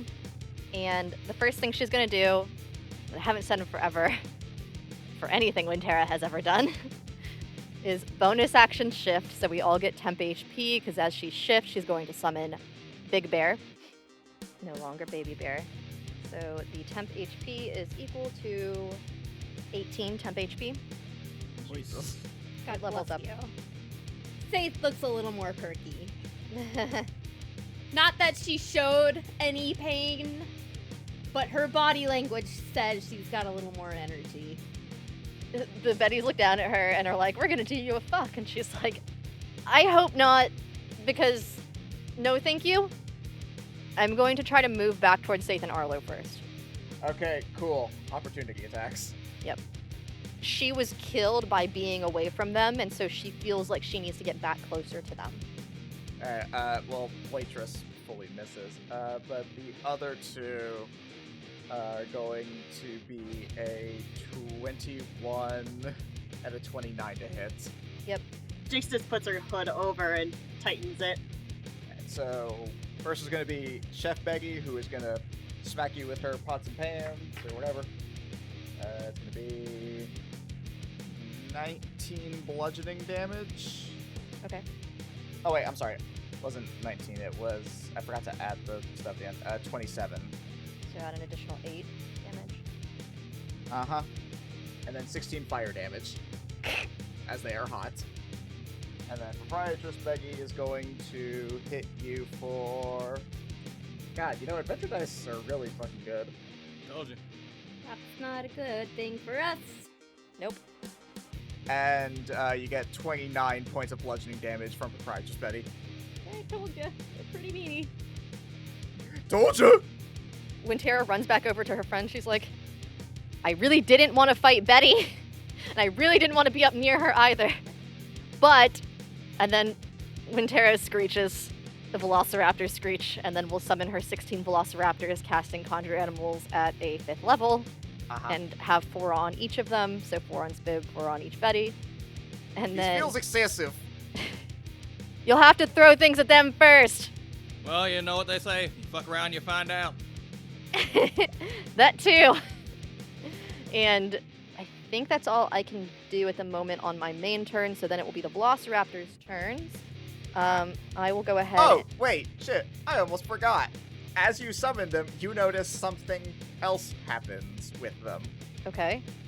You feel back to when you were brought back and the Eladrin woman offered you that gift, the one to bring forth the powers of the Winter Court. And you notice that that seems to have taken effect as your velociraptors seem to be frost velociraptors. What? So now they add your wisdom modifier to their AC, Okay. and my they deal God. an additional 1d4 of cold damage whenever they do an attack. If you want to do this anytime otherwise, you have to upcast the spell by 1 level, but that is what you get. Vanilla Icy Raptors. Yeah, they're just harder to hit and hit harder now. Nice. Nice. That's Ice, baby. Oh, hey, they're frosty. Neat. That's cool. And she's gonna have the first ones go against Spib. So, Oh resolve dear. that first. Runeterra, did you just make a pun or was that by accident? Is that a pun? Yep, that tracks. God, I missed her so much. Does a 19 hit Spib? Yes. Great. They deal on their bite attack 32 damage. Spip's down. They will turn and they will split up and join against the other Bettys. So we'll have. Does any one of the Bettys look particularly stronger than any of the other Bettys? You would notice that on average, Proprietress Beggy seems to be kind of like hitting the hardest. Great. They go over to Proprietress Betty. So we're gonna have. If 8 can surround her, 8 will surround her. Uh-huh. It's theater of the mind, fuck it. I don't know how big she is. If she's big enough and takes up enough spaces, then they could. Like I said, theater of the mind, fuck it, they can. Alrighty, and I will roll to hit on each Betty. So we will go waitress first. Does a nat 20 hit on the bite? If you can believe it or not, she somehow dodged it. No, of course it fucking hits. Amazing. I probably should have somehow calculated crit damage, but I had not. So bear with me a second. I only put average damage down. I think you might actually kill Betty. When Tara says, fucking stop it. Okay, so on Waitress Betty, they do 80 damage. Oh, is that all? That's all. So this is their claws attack. Dirty 20, which I think you said misses. On which one? Waitress. No, that hits Waitress. Oh, okay, sweet. So she will take 28 damage from that. Now let's move to Chef Betty. Chef Betty is a 22 to hit, That will hit. 32. Second attack is another crit. Yeah. 68. As they are, like, chewing up Chef Beggy, she's just like, they're not really, like, piercing skin. And she's just, like, rolling around laughing, like, no, stop it, it tickles. And then she just, like, fully passes out from laughing too hard. Oh, Aww. that's weird. A little. She's very ticklish, don't make fun of her. Holy shit. Okay, not a crit, but that was close. That was funny to watch. 23 to hit on Proprietress Betty. That will hit. Okay, 32. And... Oh, wait, I'm sorry. That was the base damage. That should be 64. Because there's 8 of them surrounding Proprietress. Okay. This probably misses because that's only an 18. No, that'll hit. Oh, sweet. And then 56 for the second attack. And then, as a free action, I know I'll do it at disadvantage, but I'm going to go ahead and be like, Betty, we said stop! And it's persuasion, right? Yes. That's a meaty 4. I mean, still no. Okay. Well, I think that's all I can do for my turn. For now. Okay, cool. At the end of the round, legendary action. She is going to, you see Waitress Beggy grab Chef Beggy by the head and just, like, lift up her unconscious body. Oh my god. and just like flail it around. You guys like, look what you did! Look what you did! Bad! Bad customers! We made her laugh. And I'm going to need you all to make wisdom saving throws. Oh god. Not bad. That is a 22. Oh, I didn't realize my wisdom was so high. You're a druid! I still forgot it was a +9 for the saving throw. I got a 19. I got a 25. Oh, I'm sorry. I got a dirty 20. I got a 15. Okay, cool. Everyone is fine except for Jinx. Jinx, seeing this, you are terrified of Betty. Isn't everyone? Yeah, but like, yes, but you are frightened of Betty now, Great. The frightened condition. so you cannot like actively move closer to her. Fine, I don't want to. I also believe, if I'm correct, attacks while she is in line of sight will be at disadvantage. Fuck. Group roll wise does a 15 pass for my dinosaurs.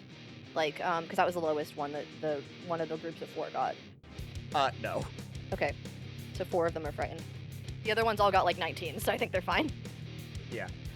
Alright, so with that, we are back up to the top of the order. Saith, you are up once again. Varus, I think I'm gonna need a little bit more oomph in this fight. You have something specific in mind?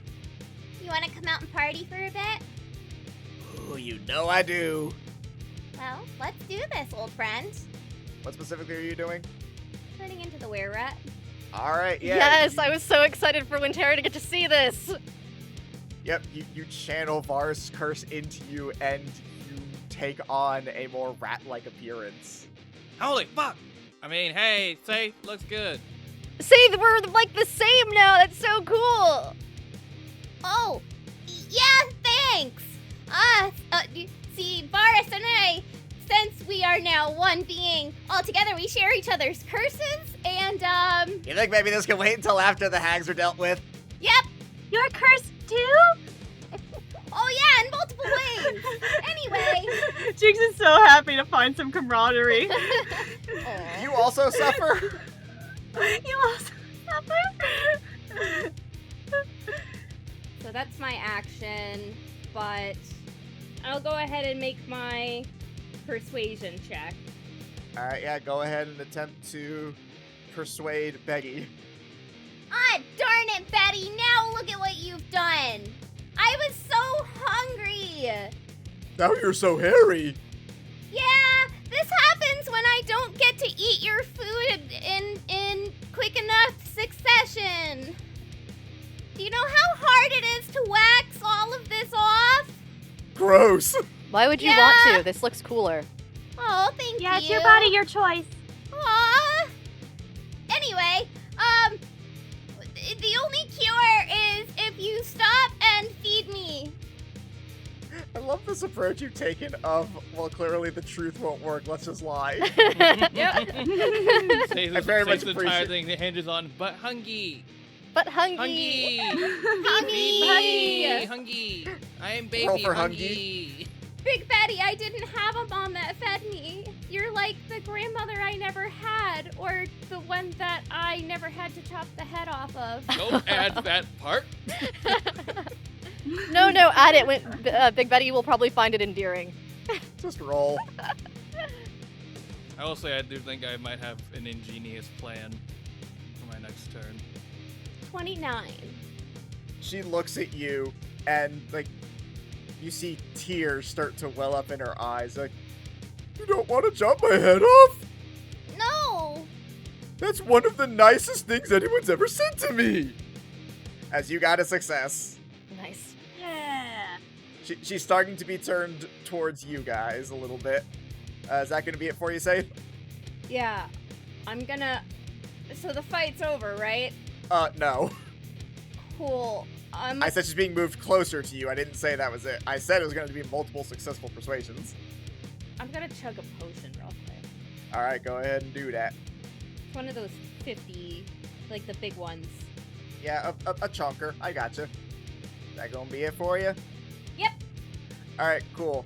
So as you make this heartwarming plea for Hungy to Betty, she's like, well, I'll be sure to get you something once we correct the kitchen.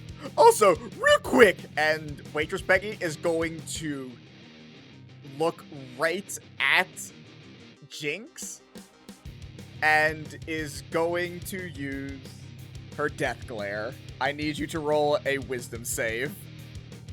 Fuck. I don't have good wisdom. Just roll well. And add 1 to it. Yeah. Add one. Oh, that's right.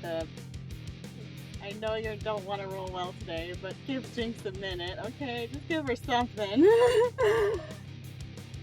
It's a 16. Holy shit, you are so lucky. Nice. Oh, thank God. She just her eyes bulge out of her head as she is just staring daggers at you, and you feel this wave of illness fall over you. And then the little luckstone glows, and you just look away really uncomfortable. Jinx throws up a little in her mouth, but managed to keep it down. Oh, damn it! Usually that works.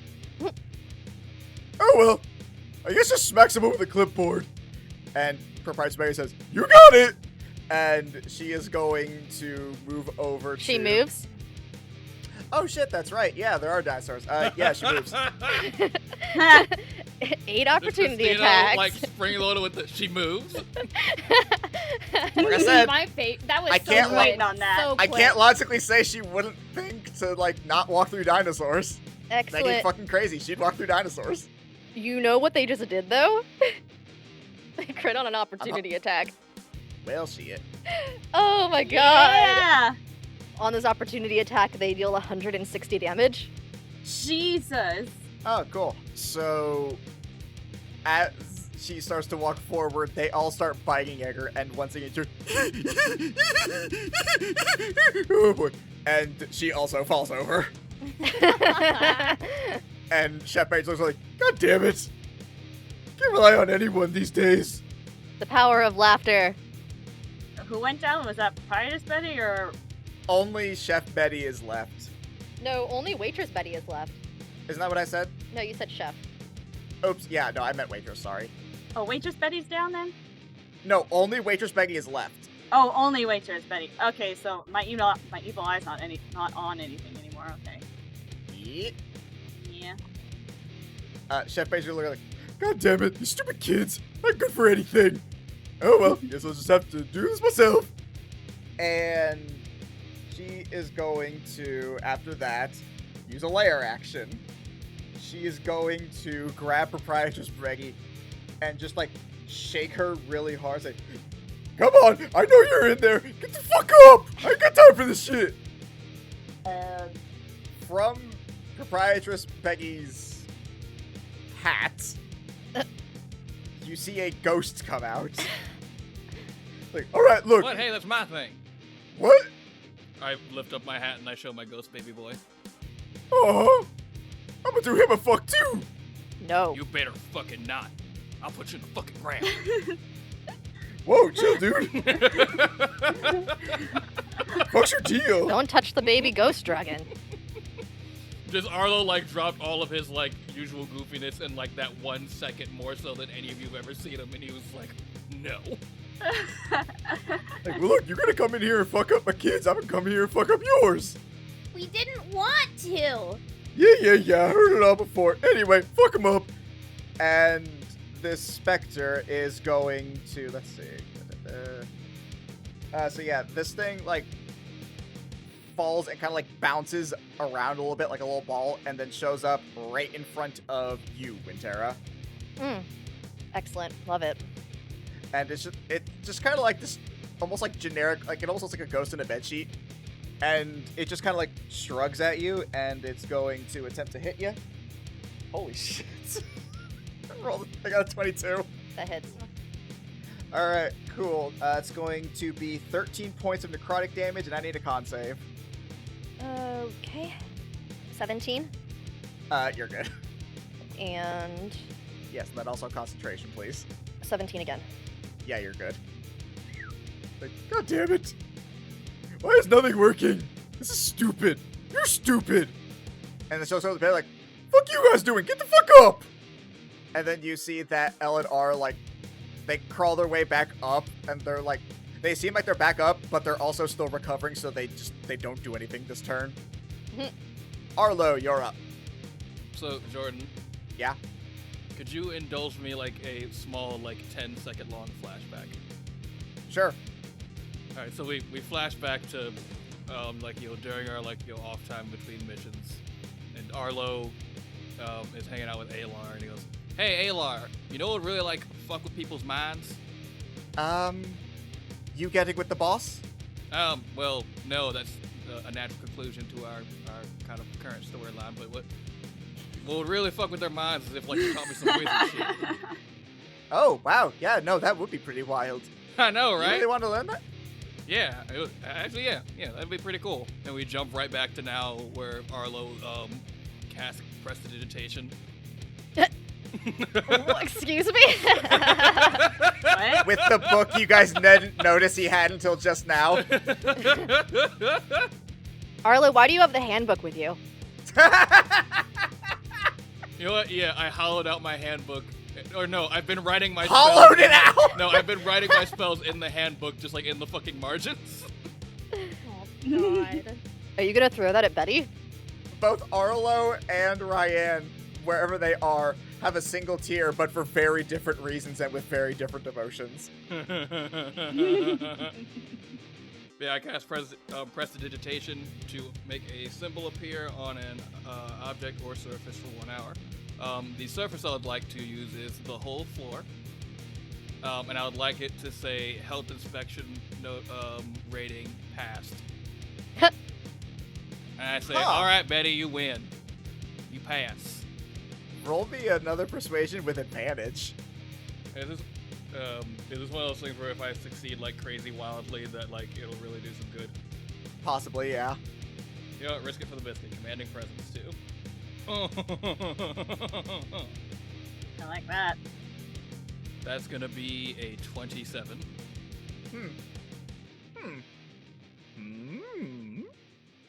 Becky looks at that, and there's this look in her eyes that you guys have never seen from her before. And she just falls to her knees and just says, I don't believe it. I always feared health inspections because, well, we don't have napkins, and I thought that was kind of important, but I guess that didn't really matter that much after all. Oh my goodness! If people need napkins because they can't just use their arms to wipe stuff I'm off having their a moment! face, then that's on them. And she just breaks down crying happy tears. At this point, you notice that Spib has regained his consciousness as well, and is kind of stumbling out from behind the bar. And he notices that there's the papers that you guys gave Beggy when you first showed up, and he just goes over picks them up, and then he's like, Betty, do you know what this is? Of course not. You know I can't read.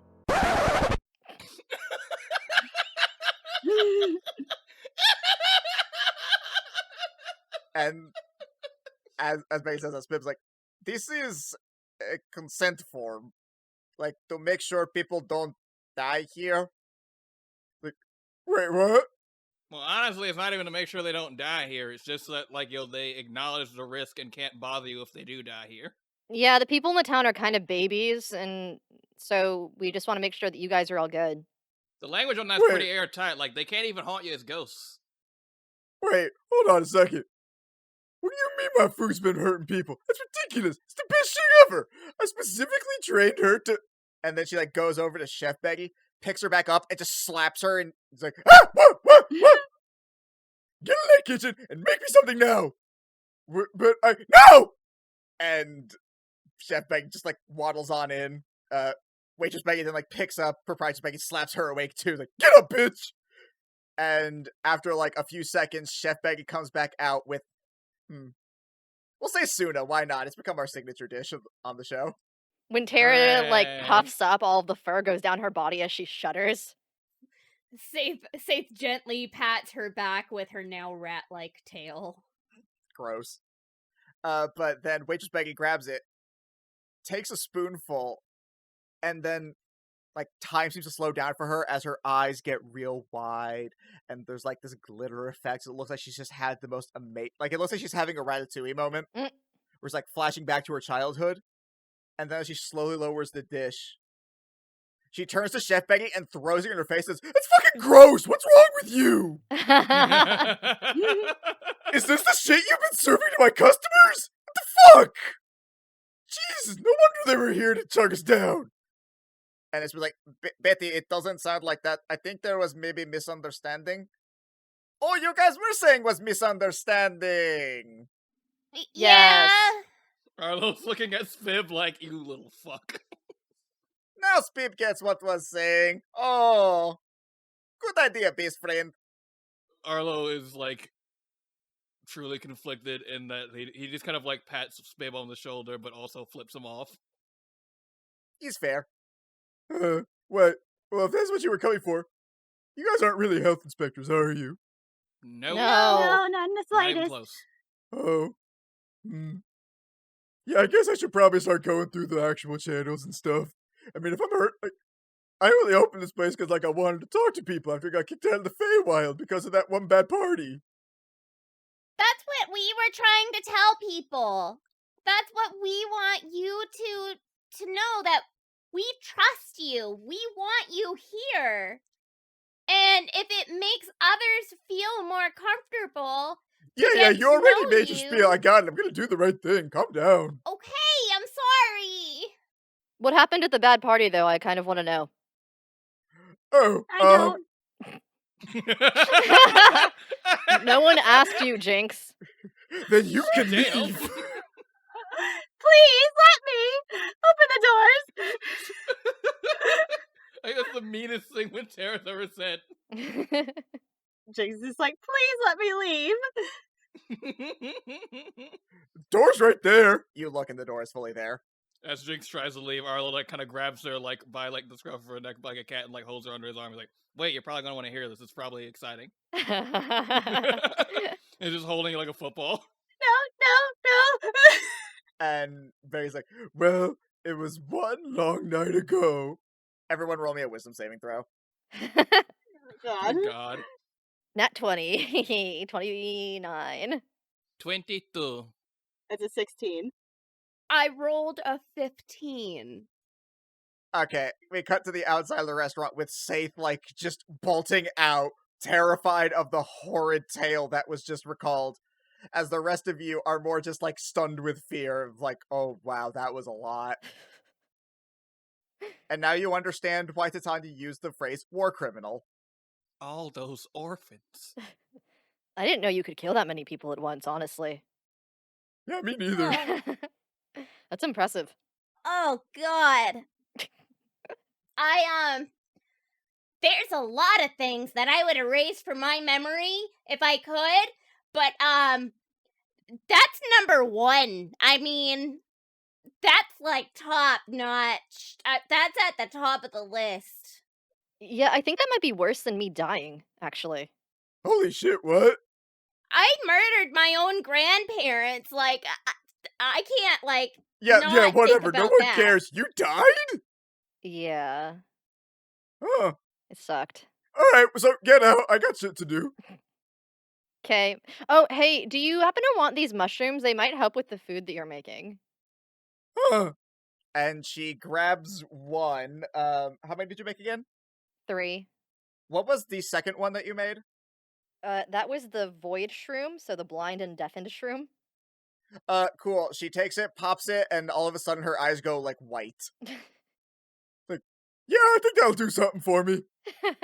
And she somehow grabs the others and just walks off and slams into a wall over and over again, trying to find the door. No, to your left. Do you require assistance? She doesn't stop because she can't hear you because she's also deaf. Oh, right. And now, a quick word from our sponsors.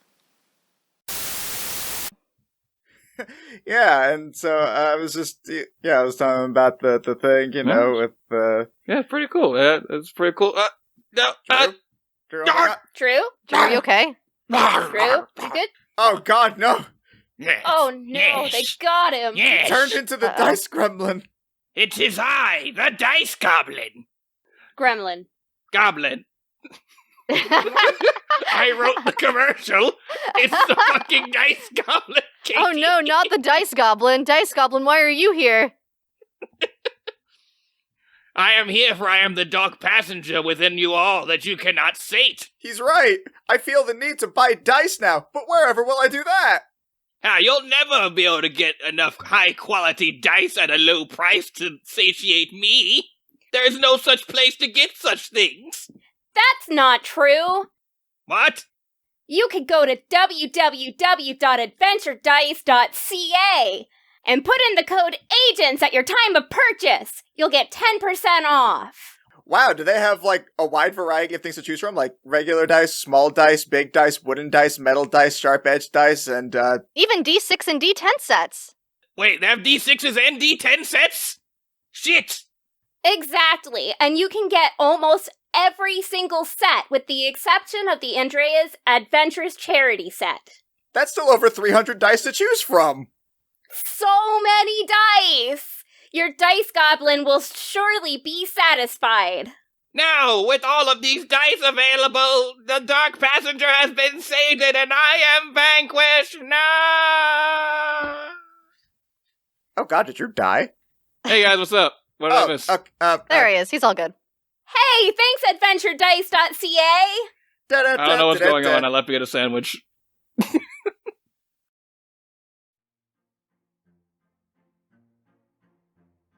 Alright, so you guys leave the restaurant. You part ways with Jinx as she goes off to do, whatever it is that Jinx does when she's not trapped inside of a hag restaurant. Cat stuff. Hide. she's going home and hiding under her bed. And before she leaves, she opens her cloak, takes out the quote-unquote lucky clover, stares at it, and just like drops it on the ground, steps on it, and then runs away. I'm gonna give this to Ryan. I feel like that this might be, something that nobody needs to have. Probably not. And so you guys head back over to HQ in order to let Ryan know that the issue has been and is in the process of being resolved, as well as hand in this clover. As you all do that, Arlo, you suddenly feel someone, like, just run fully in. Like, they weren't, like, running, but, like, they just weren't looking where they were going, and they just bump into you. Ow, watch it. Oh, sorry, I wasn't paying attention to where I was going. I'm trying to find something. And you guys look at this person, and it looks like Ryan, but a little different. She looks a lot younger, and a little bit less sure of herself. And she's holding, like, this map. It's like, I don't suppose maybe I could bother you all for a moment. I'm looking for Damned HQ. I was told that they were here in Neverwinter. Is that true? What is your name? Oh, I'm Kespa. What is your full name? Oh, I'm Kespa, Delmarev? Shut up. No, definitely not that. Why would it be that? It's ridiculous. I mean, anyway, do you know what it is? Answer the question. I asked you first? She looks very unsure of herself. Say, yeah, you did. It puts the hand on her shoulder. Answer the question. Roll intimidation with advantage. It's a 19. She just, like, shrinks down. It's like, maybe. Maybe. Yeah. All right. Okay. All right. Cool. Cool. So, I'm gonna make a wild guess here.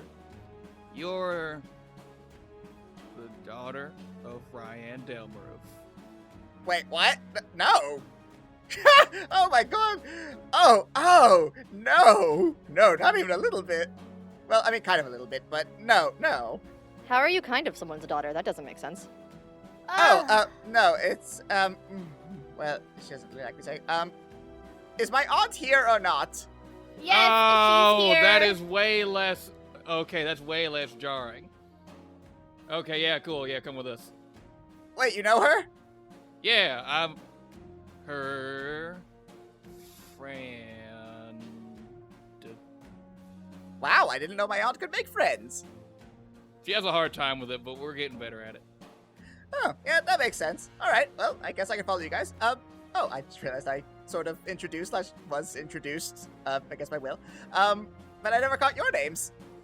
I'm Faith. This is Arlo. That's Wintera. Wintera gives a toothy hello. Oh, and I also lift up my hat. Also, this is Polly, and Polly, like, underneath my hat, lifts up his hat. And this is Puddin'. And these are my dinosaur friends. That's like a trail of 16 dinosaurs that's just following behind us. That no one noticed until now.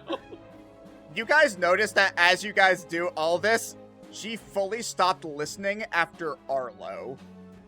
And her eyes just went so wide as she just looks, like, slowly pans over to Arlo and goes, ah! Oh my god! I can't believe I didn't recognize you! You are the Arlo Aegon? No. I'm Oh. Arlo. Barlow. Oh my god! Oh, I'm so sorry I did not recognize you. I am a huge fan! No. You're not a fan. You're a person. What? It's somebody who admires like a celebrity. But I'm not a celebrity. I'm also not the person that you're talking about. But your name's Arlo, and your last name is Aegon. With terror. God damn it. I've been a huge fan of like all of the Aegon. You guys are legendary. I followed all of your careers, and then she like pulls her backpack around and pulls out this incredibly thick binder and just starts flipping through it. And there's like all like these pictures and what look like trading cards. He's just flipping through all of this stuff. Just Oh like, my god. And he looks through like the trading cards. He's like, how the hell did you have this? I thought this was a limited print. Like, and he pulls one of himself. They're really hard to get because, I mean, you know, you're just kind of cut short of it. But I've been following everything as closely as I can. You guys are amazing. I can't believe I actually get to meet you. I appreciate the enthusiasm, but I don't know if we're quite as amazing anymore as you seem to think. Right now, we're just, at least I'm just trying my best to pick up the pieces after the world's falling apart. That's more than a lot of people can say, though. I mean, it's still quite. Oh shit, that's right. I needed to talk to my aunt about something. We're going there too. We'll get you there. Come on. So you guys head over to HQ with Kespa in tow, and as you head up into Ryan's office, Bargain is no longer there. It's just Ryan. She looks like, oh, good. I see that you all finished your Kespa. Surprise! Hi, Auntie. What are you doing here? So here's the thing. I got it's a little bit of a pickle back home, and well, we might need your help with it. And you guys see that Ryan has just the most frustrated look on her face, like, what did you do? I mean, do we have to say it was, like, necessarily me? I mean, you don't know. Maybe? And Ryan just keeps staring daggers at her. Like, okay, so it might be... It's technically not my fault. So what happened was... let's see, how do I put this? So... You know how we've had some problems with the orcs up north, right? And Ryan just like is slowly nodding along to all this. So, well, the princess was working with the Orcish prince to try and, sort of get things a little bit better, especially with, the constant troll problem that we have, as well as this new end of the world thing. So that was going pretty well, honestly, if I just say so myself. But then, they got taken, and the Hawks were not happy about that. No, not even a little bit happy. And so we had to, let's see. They think that both were taken, but it was just the Orcish prince, really. We kind of had to convince them that the princess was also taken, because they were fully blaming us, because they said Void did it, and that's not really possible. So now we're in the situation where they've called on the Black Knight to go rescue the two of them from Void, and I could really use your help, please. And she just does like a big smile the literal second she is done with that wild story. Wintera's spaced out completely during this story. Yeah. Arlo, who I assume has context on all of this, is like, oh, fuck. You have minor context for all of this. Like, that up north there are Orcish tribes, and they don't really get along with, in this particular case, the Green Dragon Kingdom. You've heard Tale of the Black Knight. You have not heard anything about this Void. You don't know what the fuck that's about, but you've heard tales of the Black Knight and just how unbelievably vicious they can be. Yeah, so I don't rescind my oh fuck. Yeah. Just like you know what your context is. Ryan, on the other hand, Ryan's jaw is on the ground and her eyes are basically like bugging out of her head. She's like, how did you how did you mess that up so royally? It's technically not my fault. It's just things happen, and really, I didn't. And Ryan just like slams her hands on the table. It's like, I don't see how this isn't your fault. And Kesma just like sinks down, like real, almost like ashamed. Arlo does kind of like speak up at this point. It's like, hey, alright, we gotta be easier on others as we also have to be easier on ourselves. Take a deep breath and let's start to blue sky and thinking of solutions rather than flinging blame around. I'm sure she tried her best.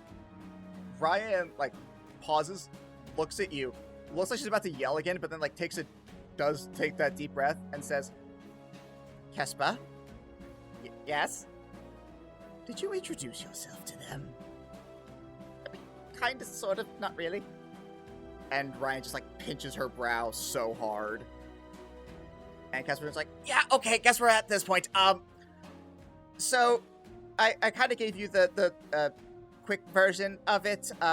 My full title, I guess, would be Kespa Delmarev, Princess of the Green Dragonborn Kingdoms. And sometimes I do also go out as a vigilante hero to the people, but the military knows me. I go by the Black Knight.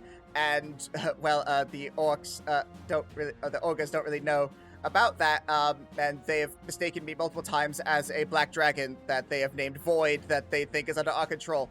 So basically, I need help saving me from myself. Arlo very, very slowly looks over to this young woman and goes, hey. Hi. Are you mad? No. That's dope as shit. And he holds his hand up for a high five. And as she high fives back and Ryan just buries her hands in her face, that is where we shall pause our tale for now. Hello, everyone. This is your sometimes benevolent, often malevolent Dungeon Master, Jordan Hoshi Roman, thanking you for listening. And I will encourage you to listen to the end for some bloopers that didn't quite get to make it into the end of this episode. Of course, we'd also like to thank our guest, the lovely Chelsea Roman, and my wife, for joining us on this. It was a lot of fun having her on. Jinx was a very fun character, and I hope you guys had the same amount of fun that we did. If you want to hear a little bit more about how things went on our end, you can always head on over to our Patreon at patreon.com/agentsofdamned. where you can listen to our exclusive after show, Peek Behind the Screen, where we talk a little bit more about the episode, or really just whatever we talk, whenever we feel like. It's whatever. We also do, for higher tiers, monthly little short stories called The Tales of Damned, where we go into stories that don't really get to see the light of day in the main campaign, but might be interesting for some other people. We've had things about Bookworm, Arlo's history, Saith's history, Terra's history, even a little something about Sniffs. Of course, at our next level up, we have shoutouts, like we give for SC Lark, Hitoshura, and most recently, Paul of Bard Rock Cafe fame. And of course, if you want to really go for the highest level, you can be part of a monthly one-shot with us, where we raffle off an opportunity to get to play with us, the cast. These have always been a lot of fun, so if you want to get to play with us like my wife did, then you should definitely give that a shot. If you want to learn more about the cast, you can head on over to our website over at agentsofdance.com, where we have full cast bios, transcriptions of all the episodes, and a link to our merch store, which can also be found at tpublic.com/user/AOD. Fun fact, my wife is the one who makes all of our merch. So if you like her on the show, consider, checking out some of the other stuff that she has done for the show. If you want to follow us on all of our socials, you can follow us on Facebook at AOD, on Instagram and TikTok at Agents of Dance, and on Twitter at Agents of D. Our personal Twitters are myself at Pokechap, Christina at Greekachu, Katie at Missy Mystery, spelled MYSSY Mystery, and Liger Cero, Liger CER and the number 0. And then my wife can also be found at CN Roman. If you want to talk to us a little bit more personally, you can always head on over to our Discord, which is found in our link tree. We have a ton of fun stuff that we do over there. We share fun pet pictures. We talk about the show. We share more things about pets. Very pet-centric. So yeah, definitely come check that out. If you're more into what we do on the gaming side of things, you can head on over to our Twitch over at twitch.tv/AODcast every Saturday at noon, where you will either find myself and Christina doing some sort of torturous run-through of things. Currently, we are doing a Pokemon Silver Nuzlocke. It is proceeding along quite nicely, and it has been a ton of fun. And when that's not going on, you can find myself playing either Hollow Knight, trying to finish the game for the first time, or a Pokemon challenge I recently started, what I call the Ashlock. Still very early on, so if you want to see what that one's about, then come check that one out. If you have enjoyed the show, please review and share it with a friend. Both of that stuff helps us out so much. And until next time, bye.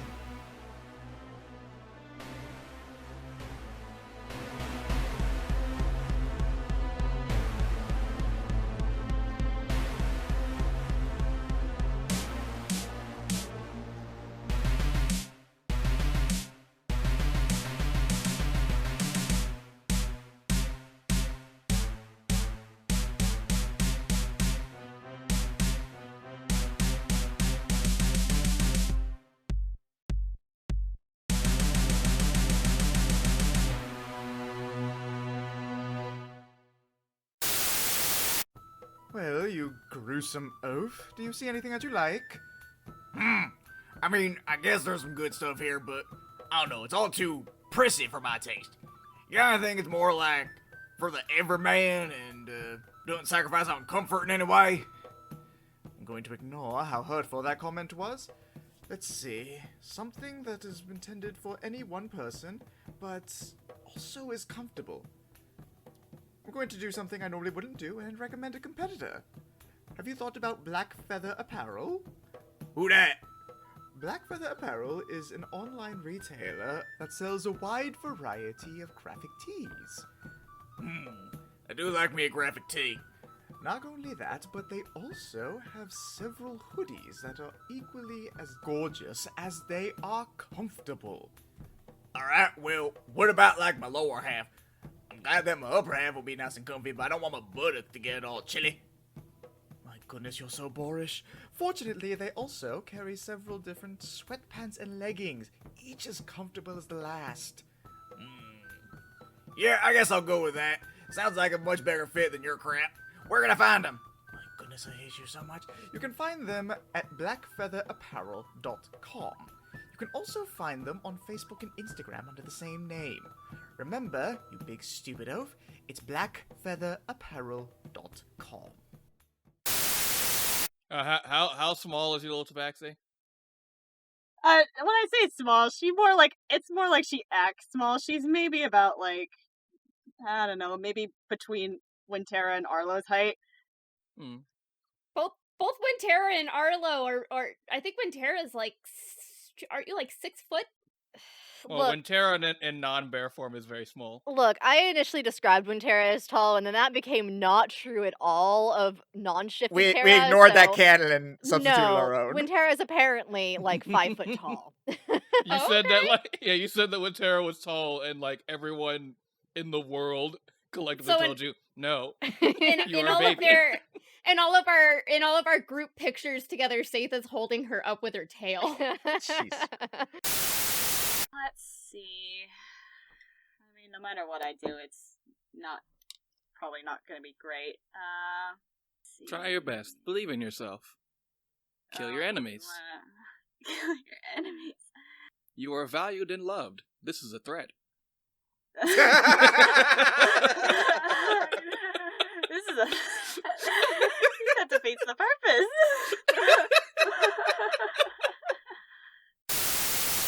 Let me text Barden and let me know I'm gonna be late. Wait, I thought we'd established you can't text on the speaking stones. Yeah, no. Yeah, texting Jordan does not said exist that yet. doesn't work. Man. I just I had like get- the image of like Barden somewhere like covered in rose petals while playing like Careless Whisper, and then Oh he my gets a text and he's God. like, "Oh man." Literally just that one scene from Avatar where Zuko walks in on Sokka. Oh my gosh, yes. You're a druid. What's a horoscope? What the fuck does that mean? You think they get dailies with horoscope readings? She I'm grew saying up in like a if you had to cave. if you were like pick a class that would know what horoscopes are, I'd be like druid or wizard. Wizard, not druid. Also, she grew up in a cave. She's not like a city druid. Yeah, but like I don't know, fucking like reading stars and stuff and like deriving shit from it. That sounds like druid shit. Look, just because Do she you think might horoscopes read, are real. like, I don't think they're real. I don't think druidic magic is real either. This is a fantasy world. look, okay,